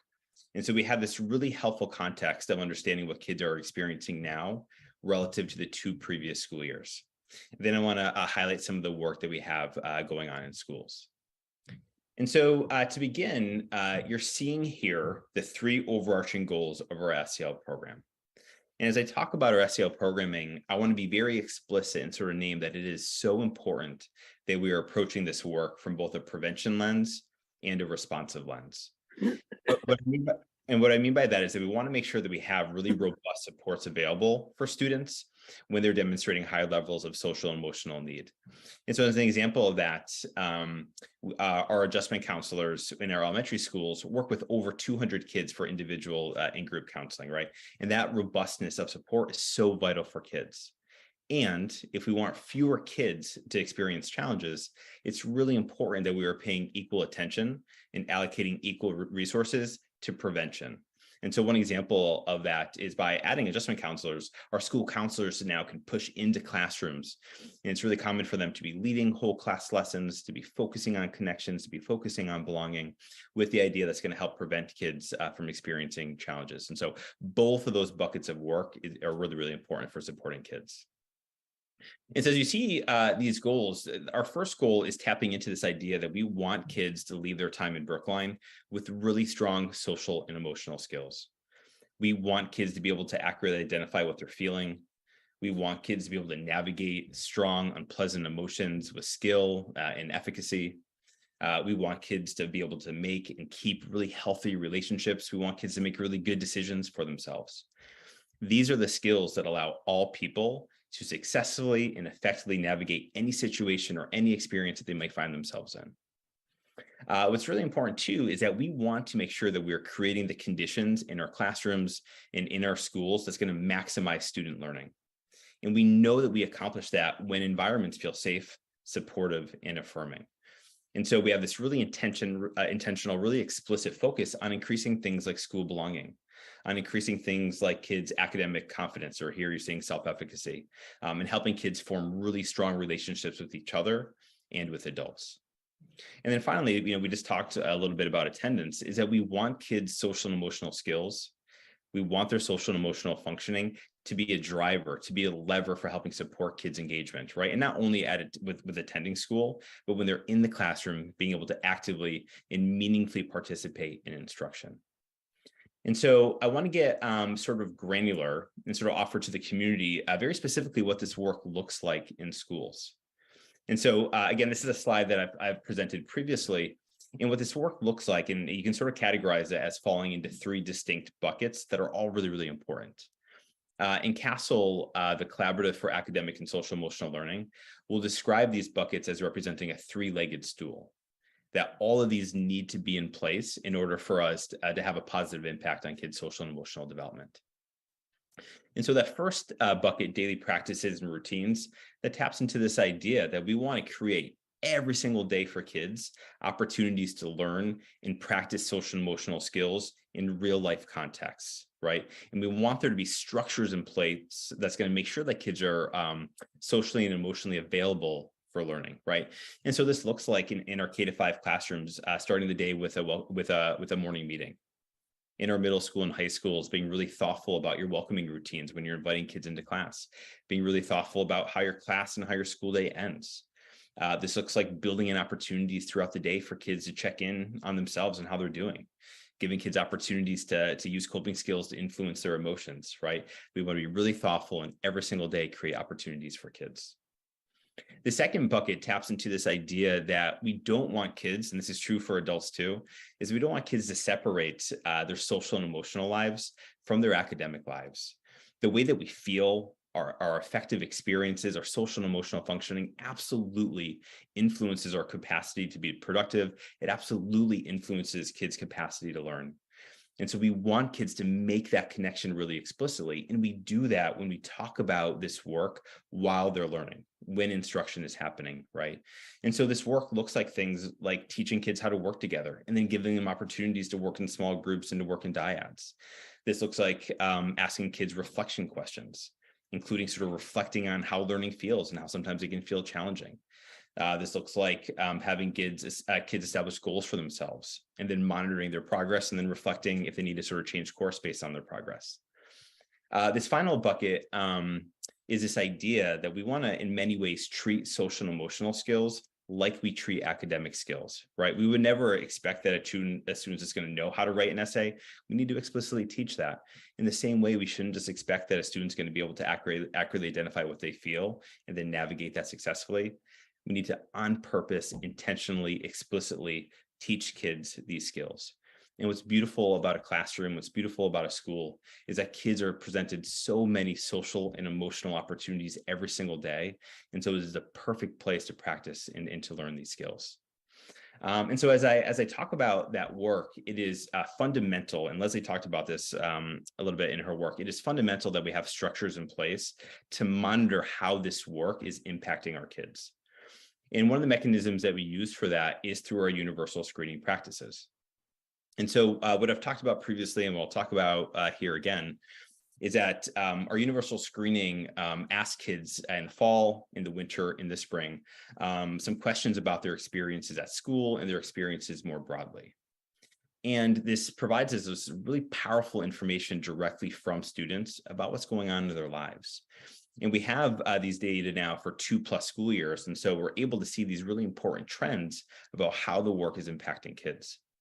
What I want to offer here is it is really common when we complete the survey that classroom teachers, clinicians, counselors, principals, VPs, they're looking at individual student responses to be able to provide kids additional support, right? So that's the power of it, that we can support the individual student and then sort of zoom out and understand how, in general, how are these practices influencing kids. We measure 6 different areas in our screening work. For time, I'm just going to lean into and talk about our supportive relationships, school belonging, and some of the emotional experiences that kids are experiencing. If you have any thoughts or questions at the end in these other areas, I'd be more than happy to address that. So at a highlight and sort of summarizing, and I'll dive into each of these in a little bit more. But at a high level, what we see right now in fall of 22 relative to the 2 previous school years, we see that more students are able to identify a safe adult at school. We see that more students are endorsing strong school belonging. The challenge point and this mirrors much of the MCAS data that we just reviewed, we see significant discrepancies in school belonging between student groups. We're seeing fewer students reporting to almost always or frequently feeling worried. We're seeing more students reporting to feeling happy, and then we see experiences of hope being pretty stable across kids. And so diving into these a little bit more. So what you're seeing here are the percentage of students. This is aggregated for all students in grades 3 through 12. The percentage of students who are able to identify a safe adult at school. And the way that we measure, sort of the proxy that we use for that is we ask kids, if you're having a challenge, is there an adult at school that you can go to? And what we see right now is that we're sitting at 72% of students are able to name that safe adult. And what I love about these data is that kids, and this is important, I'm glad they do, right? Kids make us earn those relationships, right? These don't happen by proximity alone, right? This reflects the active and on-purpose work that adults are doing every single day with kids, right? And so it's really positive, right? And really promising that we've talked so much about relationships, and then we're seeing that work reflected in our data. I do want to name that we do see some differences based on grade band, and a lot of this aligns with what we see in research. When we look at grades 3 through 5, we see that 81% of kids right now can identify a safe adult at school. When you move into middle school, we see that number sitting at 68%. And this aligns with what we see in research. And so obviously the structure of middle school is very different from elementary school. And we know our middle school students, there are some developmental things that are going on as well that can influence this number. But in general, we're seeing this positive trend. And then finally, in the high school, we're sitting at 70%. And if I disaggregated these and we looked just at 11th and 12th grade, that number is closer to 80%. And so overall, this is a really, really positive finding. And so related to this, but distinct, I want to talk about school belonging. And this is something that Janae Utaro and myself, we talk a ton about. And in many ways, this represents one of our North Stars. That's a thing that needs to, and it's really important that this is organizing much of the work that we're doing with kids. When we talk about school belonging, what we're measuring is how kids feel when they're in their learning spaces. And we measure this by asking kids, like, how connected do you feel to your teachers? How connected do you feel to your classmates? How much do you feel like you matter? How much do you feel like you're understood? And what's so powerful about school belonging is that we know that school belonging has this really important emotional regulation property to it. When we feel like we belong to a space, we're very likely to feel regulated. And this is a powerful thing that we can do for kids when they're feeling regulated, right? We want classrooms to feel challenging, right? We want to have incredibly high expectations for kids. And when kids are well regulated and we present them with a challenge, when we present them with high expectations, they are very likely to meet those challenges and respond to those challenges with stronger skills. In contrast, right, and this is true for all people, certainly true for kids, is when you are doubting if you belong to a place, if you feel like you don't belong, you are likely to feel stressed and overwhelmed and frustrated and sad. And so that same presentation of a challenge when you're not feeling regulated is very likely to be interpreted as a threat. And all human beings, right? It's going to be really, really hard to support academic learning when you're in that place and you're just trying to navigate that threat. And so, and I'll talk about this in a bit. So we have some promising data here, but I believe deeply as we're thinking about academic equity, thinking about equity in our belonging data is going to be really, really important. And so there's a lot of data on this slide. And so you're seeing our school belonging data across time. And it's organized, grade levels are in sequence from grades 3 through 12. And so you're seeing this increase of school belonging data across time. That dotted line there is set at 3.5. And so we measure school belonging on a 5-point scale. And so 3.5 or higher along that scale represents strong school belonging. And so as you see with our fall 2022 data, all grade levels are sort of reaching that level of the mean score in each grade level being strong school belonging. Another way that we organize these data, sort of looking at overall, what are the percentage of kids who are endorsing strong school belonging, right? So have that mean score of a 3.5 or higher. And as we're thinking about this, I really want to sort of push us to be thinking about school belonging as this protective factor, right? And it becomes a protective factor. It's a thing that supports a kid's functioning when they're sitting in this green bucket, right? It's not enough for a kid to just feel meh about school, right? We want school to be a place that feels deeply supportive, right? We know that when kids experience a challenge, and feel really good about school, those are kids that are likely to attend. Those are kids that are likely to access supports for those challenges. In contrast, if they're not feeling great about school, it's going to be much more challenging for them to do so. And so again, what is positive is that we're seeing these increases in school belonging across time, right? In this slide here is all students in grades 3 through 12. When we disaggregate this and look just at grades 3 through 5, we see that 74% of kids are endorsing strong school belonging. 65% of students in the middle school, and then 56% of students at the high school, right? So overall, this trend is positive, right? But when we disaggregate these data, right, we do see meaningful and really significant discrepancies between students, right? And so we know that kids who are African American or Black, kids who are AAPI are far less likely to be endorsing strong school belonging. And we also see very similar results for kids who are on STEPS, kids who are in MECO, and kids who are in special education. And so, for us, and what I think is really important to name here is that so much of the work that Janae and Hey Young are leading is really intentionally meant to target how kids are feeling in the classroom, right? Sort of meant to target belonging, right? And so there's a lot of work that's already being done in this space. And for us, it's important that we have this mechanism in place to understand the influence of that work on kids.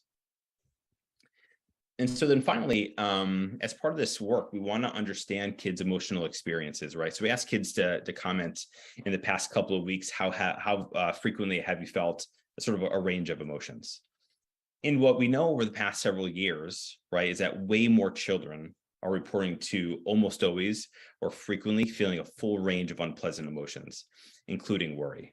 And as we teach kids about their emotions, as we help kids establish healthy relationships with their emotions, right, we want kids to know that it is perfectly normal, it is actually healthy to sometimes feel unpleasant emotions. For us, when kids are reporting that they're almost always or frequently feeling an unpleasant emotion like worry, that's where it can start impacting their functioning. And so when we look here in grades 3 through 5, we see right now 10% of kids reported to almost always or frequently feeling worry, right? And so the positive thing here is that that's the lowest number that we've observed so far when we've been collecting these data. And so it's positive, but I also want to name, so for those 10% of kids, right, those are the individual students that we're responding to and providing kids additional support.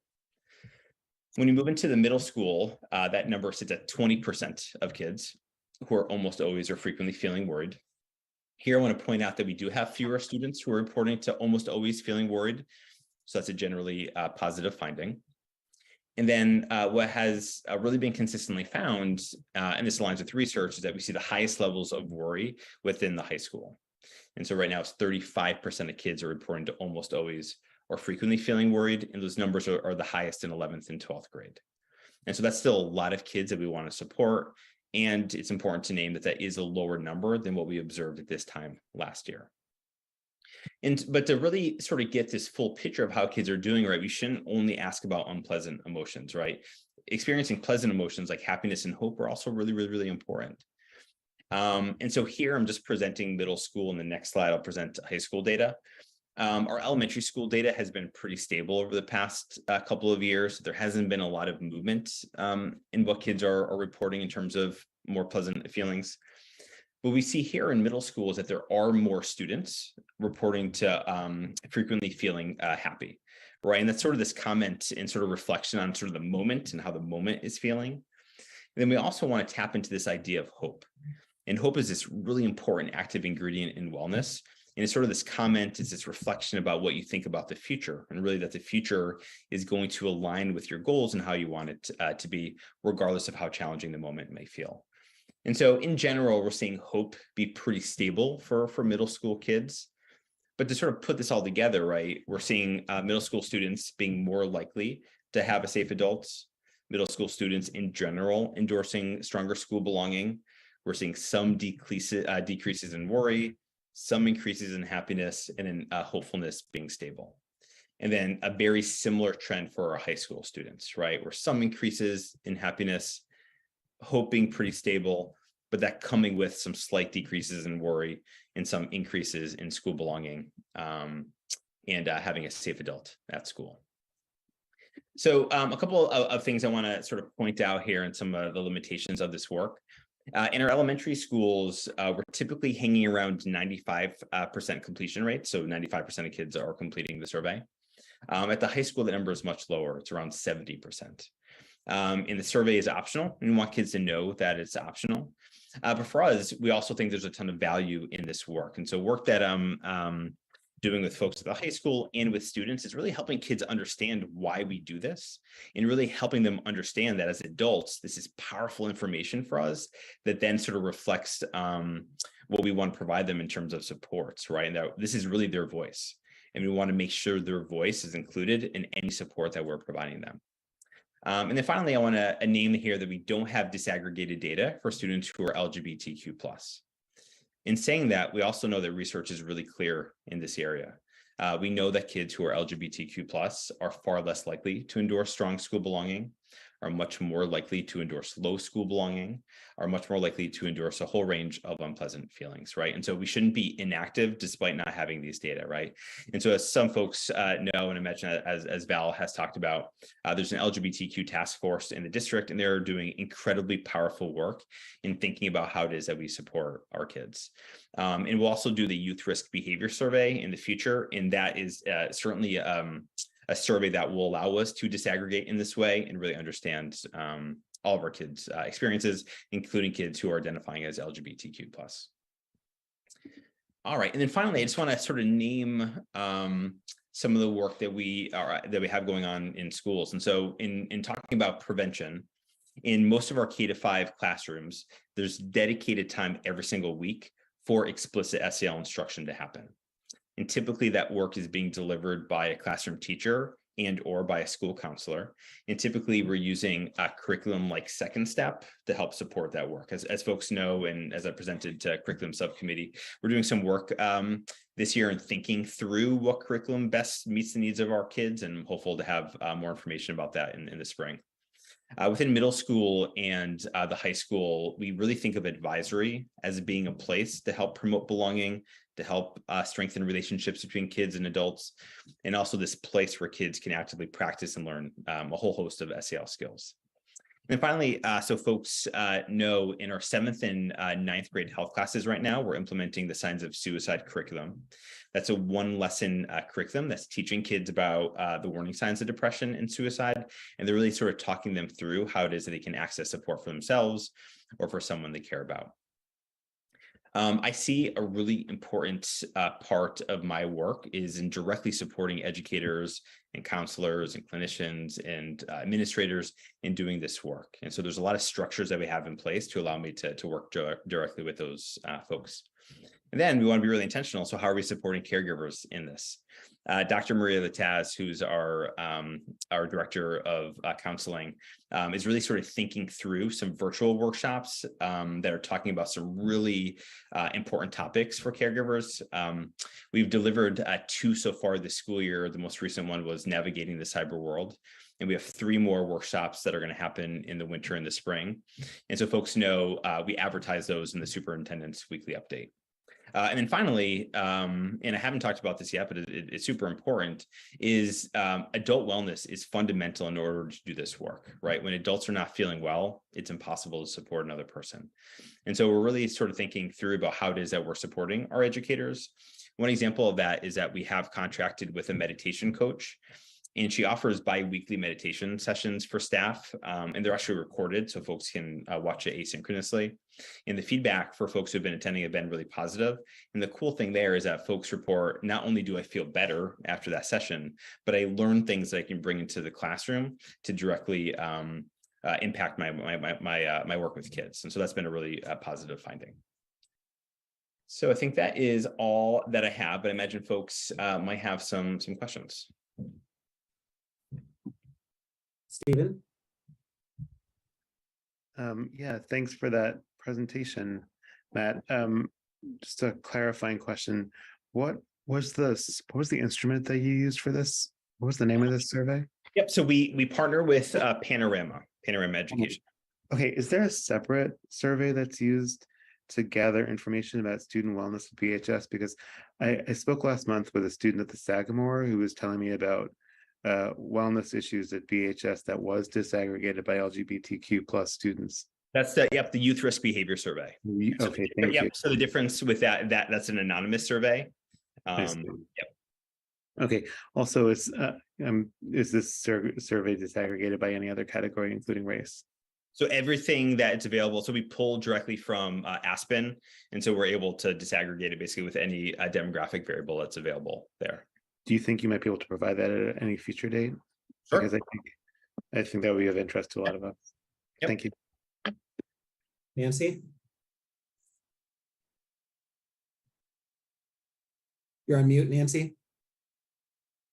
Oh, so sorry about that. This was a very informative. Thank you, Matt, for presenting. This was terrific. This answered so many questions for me. I don't mean to be a glasses half empty kind of person. The one slide that kind of jumped out at me was the percentage of students who identify or with a safe, what do we call them? A safe adult? Is that what we? But there was still a pretty large percentage, at least 25% to 30% of students who don't think that they can identify a safe adult. Have we done any follow-up with any of them? And why? Why such a large percentage? What a beautiful, important question. So a typical process that happens after the survey is that most of our clinical teams will actually generate a list of students who are not able to identify a safe adult. And then we'll really initiate connections either between the classroom teachers or through counseling. So that's something that we take very seriously for kids.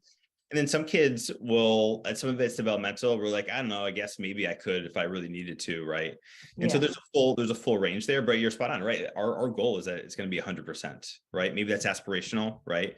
And so when we see, I think that's a really, just to be able to identify a safe adult, I think 100% could be. Yeah, sure. And so for us, I think there's that both parts of it that we should feel great about the increases, and for those 28% of kids who can't, there's a lot more work to be done for those kids. Okay, thank you very much. Suzanne? Yeah, thank you. I was just wondering, Matt, I think you said 70% of the high schoolers completed the survey. Was there a pattern of the 30% who did not, do you know, or? No, and in the general, feedback that we get from, so we do it in advisory. And so I get feedback from advisors and from some students. So there's a little bit of survey fatigue that will happen for students, particularly for 12th graders who are now, it's like, this is the third year in a row that we're doing this. Again, it's optional. So some kids are just like, I'll just save the 5 to 7 minutes and not do it. And so that's where I'm really sort of thinking about and partnering with Emily McGinnis, who leads the advisory program. I'm just sort of thinking through how we can really make it transparent for kids, why the survey is important, and to sort of get that number in general. I would, again, love it to sort of mirror what we see in the elementary schools with that 95% number. So it's definitely a thing I'm thinking about. Is it critical they do it 3 times a year? Yeah, so that's a question that I'm asked a lot. So best practice, and this is what plays out with the DIBELS as well. So that looking at trend data across a year, it's really important to have those 3 data points. It's hard to establish trends with just 2. And then also for us, if we did just a beginning of year and an end of year, for kids, so much happens between those time periods. I didn't talk about it here, but actually there's a open response. There's a question on the survey. We ask kids if they want to raise their hand, and if they click yes to that question, an adult follows up with them. And so we want there to be these multiple opportunities for kids to get support. And so for me, if we can get really a high response rate through 3 times, that's sort of the best version of doing it. Okay, thanks.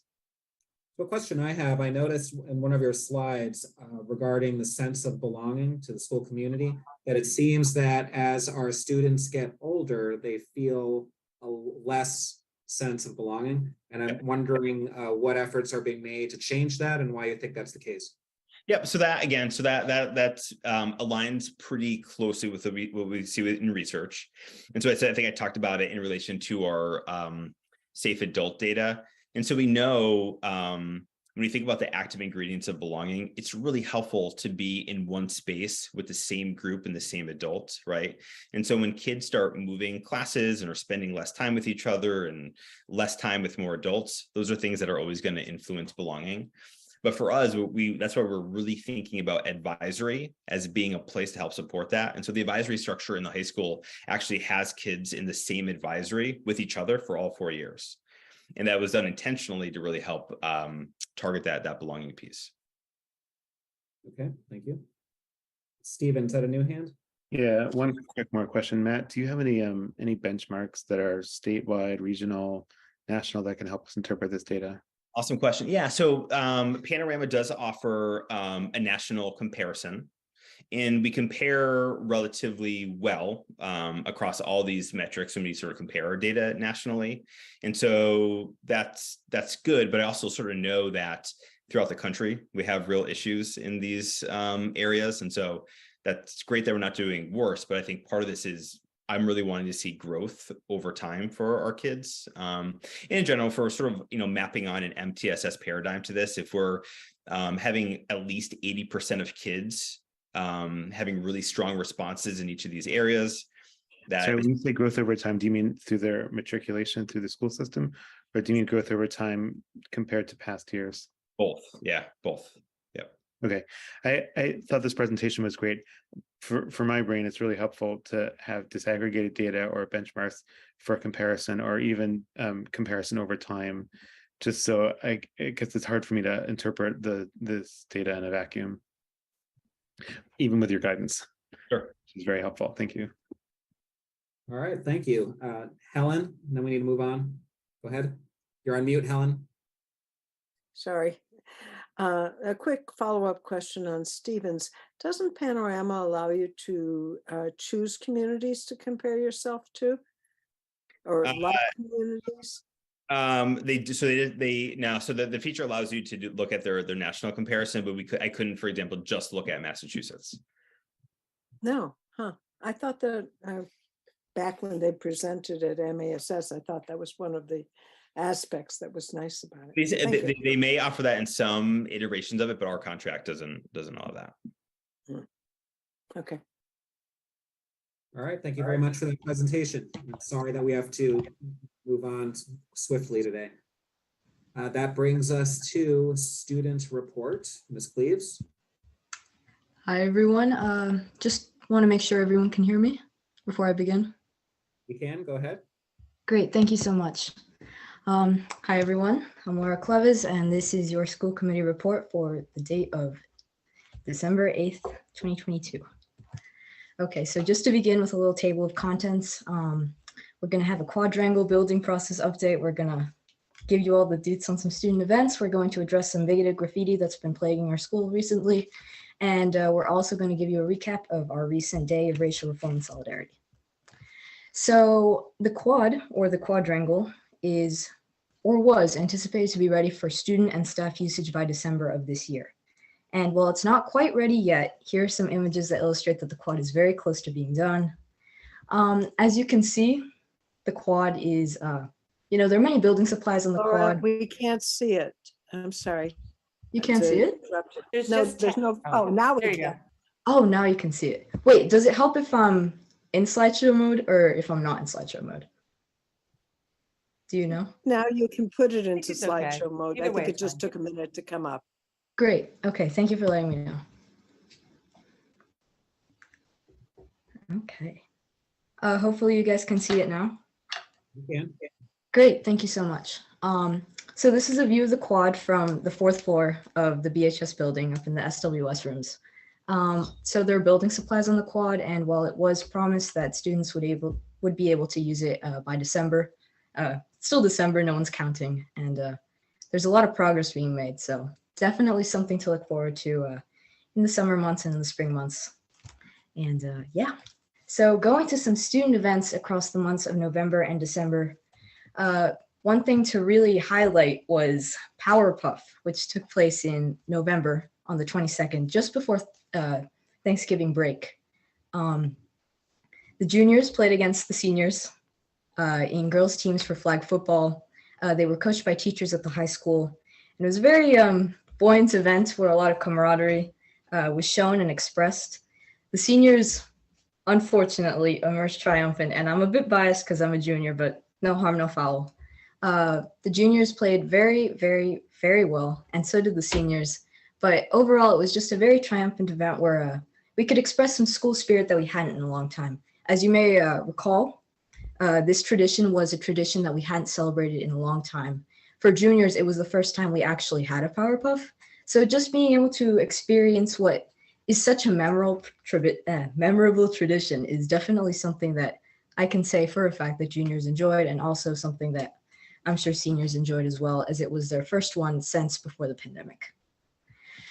And in more serious news, there were recent incidents of bigoted graffiti at the high school. They were found in bathrooms, and they were of an unfortunately racist and homophobic variety.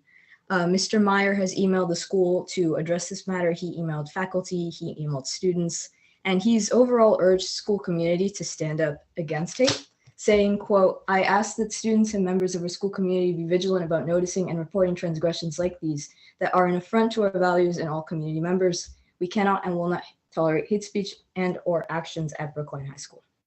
So while this is very unfortunate, and as you may recall, things of this nature did happen last year, it's good to know that Mr. Meyer is reporting the school community and that we're being kept aware of all the things that happen at school, because as you may recall, last year communication was a really big issue in terms of, the response to events of this nature.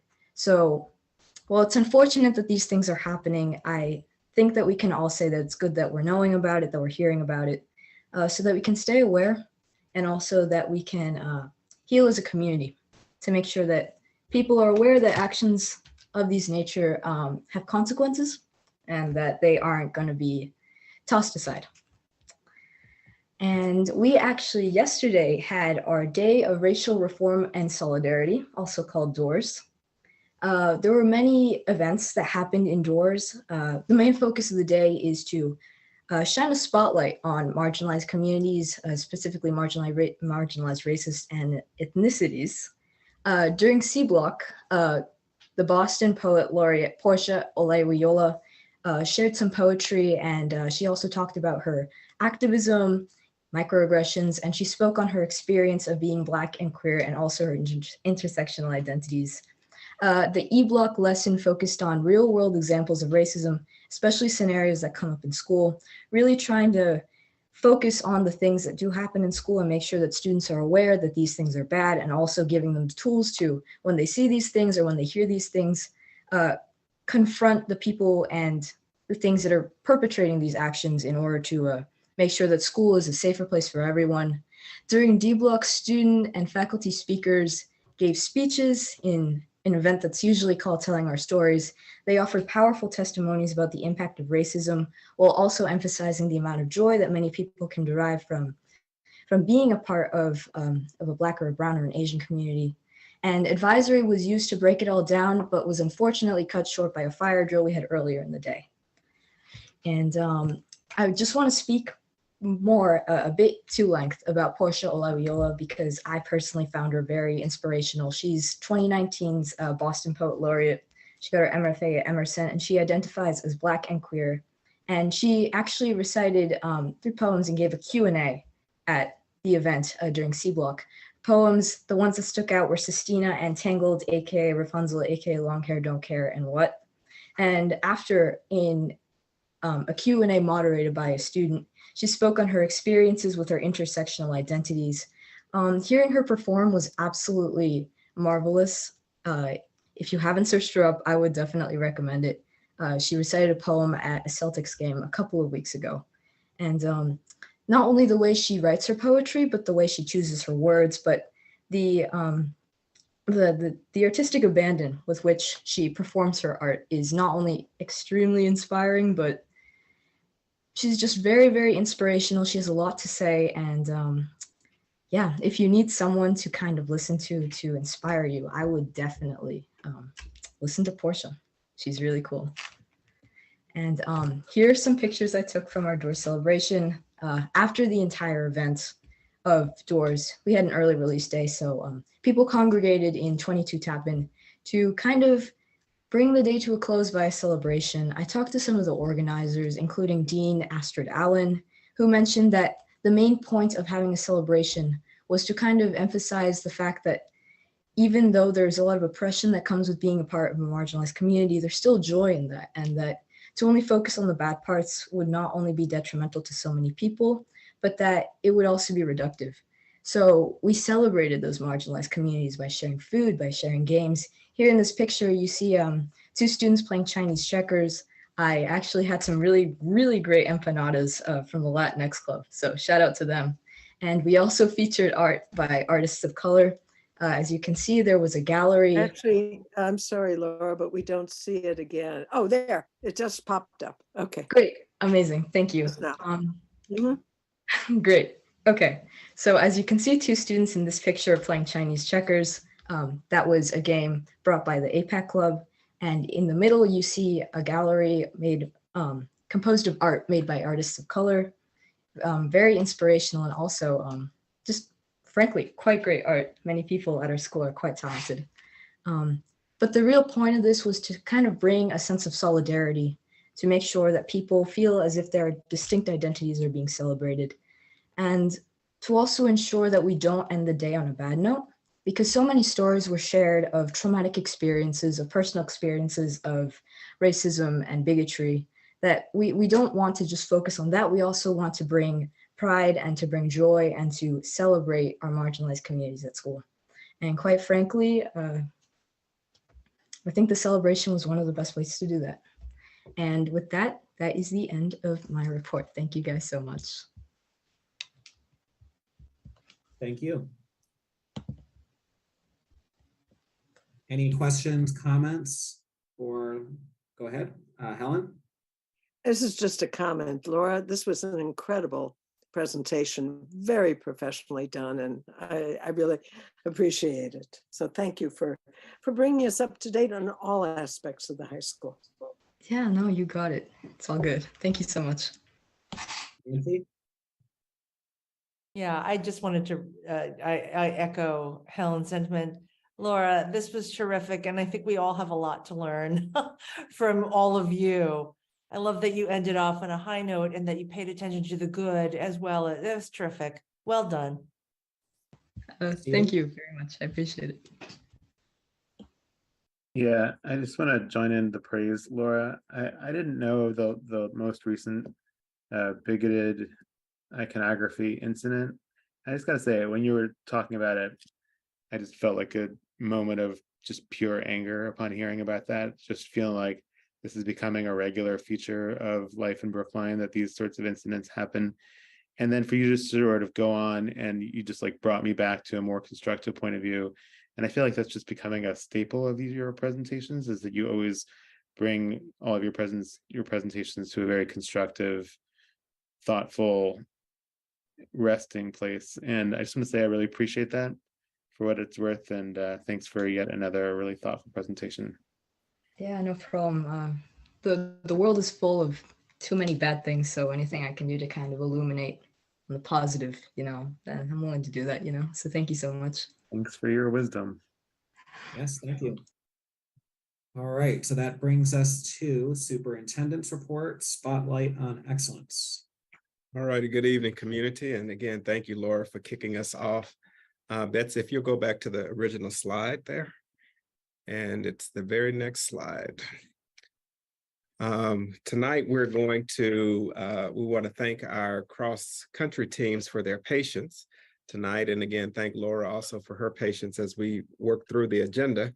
But it's my pleasure to welcome both the Brookline High School girls and boys cross-country teams who are joining us this evening from Brookline High School.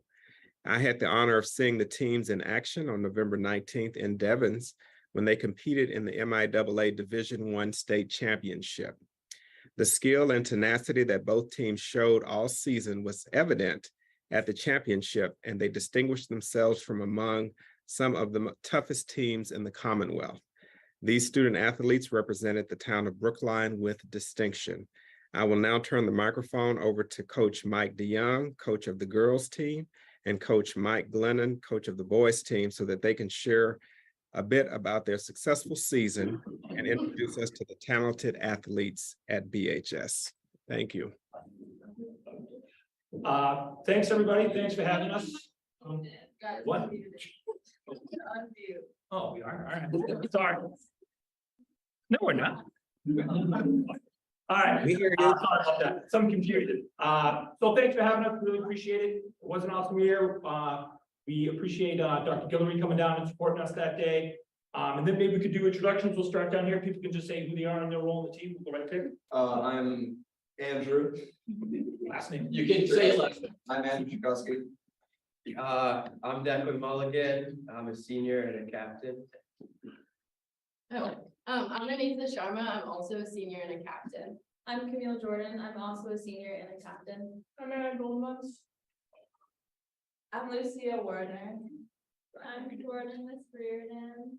I'm RG Protopopodakis. I'm Kyle Chato and I'm a junior. I'm Mike Schroeder and I'm a junior. I'm Theo Kessler and I'm a sophomore. I'm Ben Kaysen and I'm a junior. I'm Alessandro Duffield and I'm a sophomore. I'm Joshua Fade and I'm a junior. I'm Zara and I'm a junior. I'm Chloe Barnes and I'm a junior. Is that everyone? That is everyone. And our assistant coaches, you guys stand up and introduce yourselves. Very vital people. I'm Adrian Pescich and I'm a girls. Patrick Lana, boys. All right. Go ahead, coach. You didn't want to talk at all about the season. So Mike Lynn, I'm the boys coach. We were undefeated this season. This is the first time we won state championship in 11 years. It was 25 years for the girls.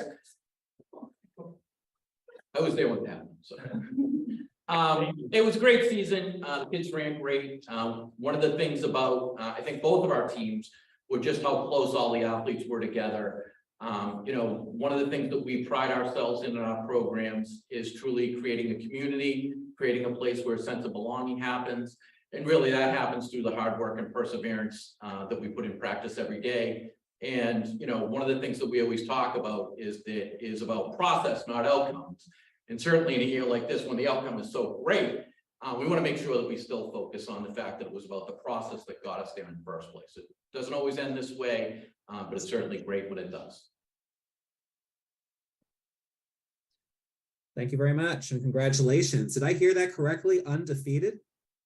Yeah, both teams were undefeated. If we're going to win the Division I All-State Championships, that's what happens. I mean, we were both ranked regionally. Our region is the East Coast is New England, New York, Pennsylvania, and New Jersey, and both of our teams were ranked regional. So it's a testament to the ability of the athletes and the students that we have on the team. Helen? So does this mean, first of all, congratulations to all of you. I know it's really hard work. Does this mean we go on to the Eastern Championships or something? All those things are done. The boys competed at the regional meet, the girls didn't. And that was the Saturday after Thanksgiving. The top two teams in the regions make nationals. That race was last Saturday. The boys finished 7th in our region.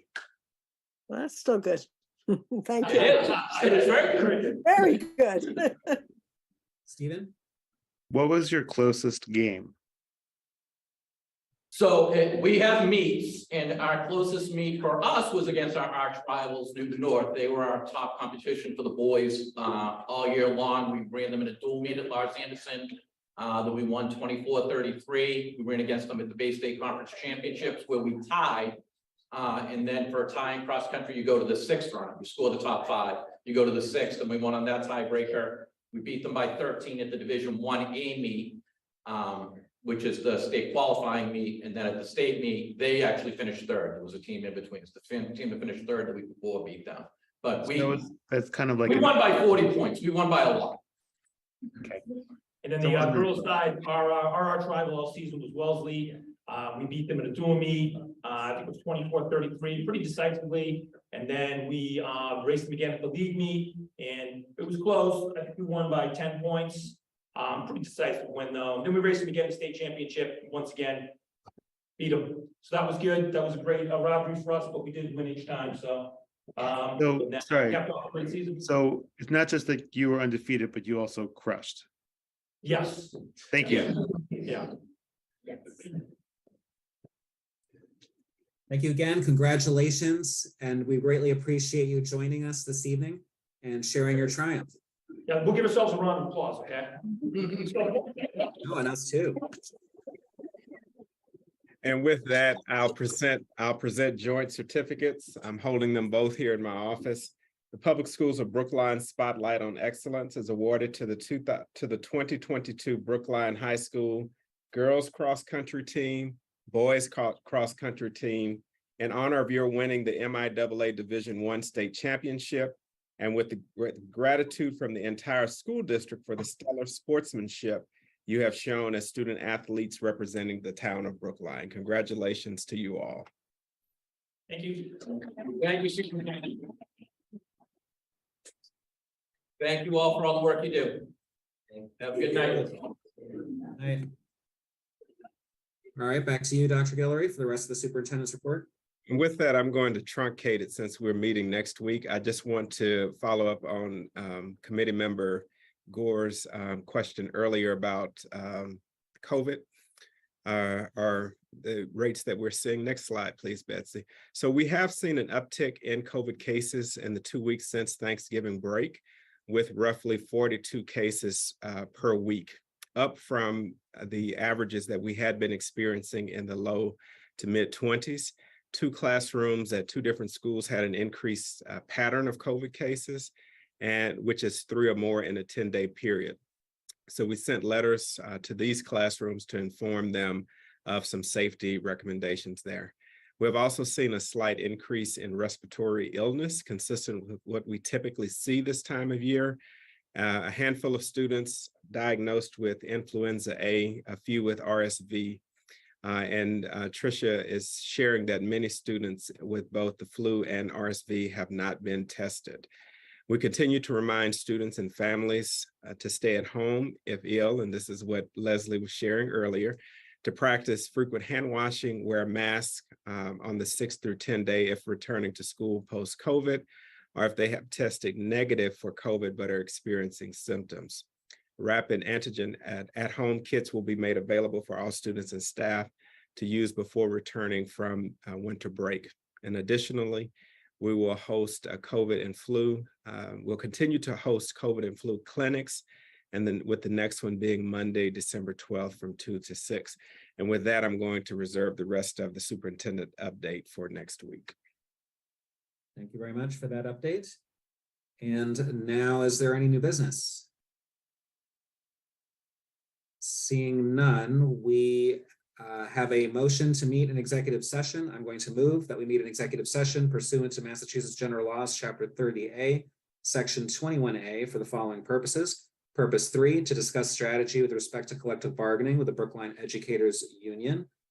And purpose 7, to review and approve executive session minutes from the following meeting, November 10th. If an open meeting may have a detrimental effect on the bargaining and litigating position of the public body, and the chair so declares. Is there a second? Thank you, Andy. Your vote, Andy? Yes. Suzanne? Yes. Stephen? Yes. Helen? Yes. Jennifer? Yes. Nancy? Yes. And I also vote yes. Robin, are we staying here, or was there a separate link? There is not a separate link. David, did you mention that you will be returning to open session? Yeah, so we will not be returning to open session.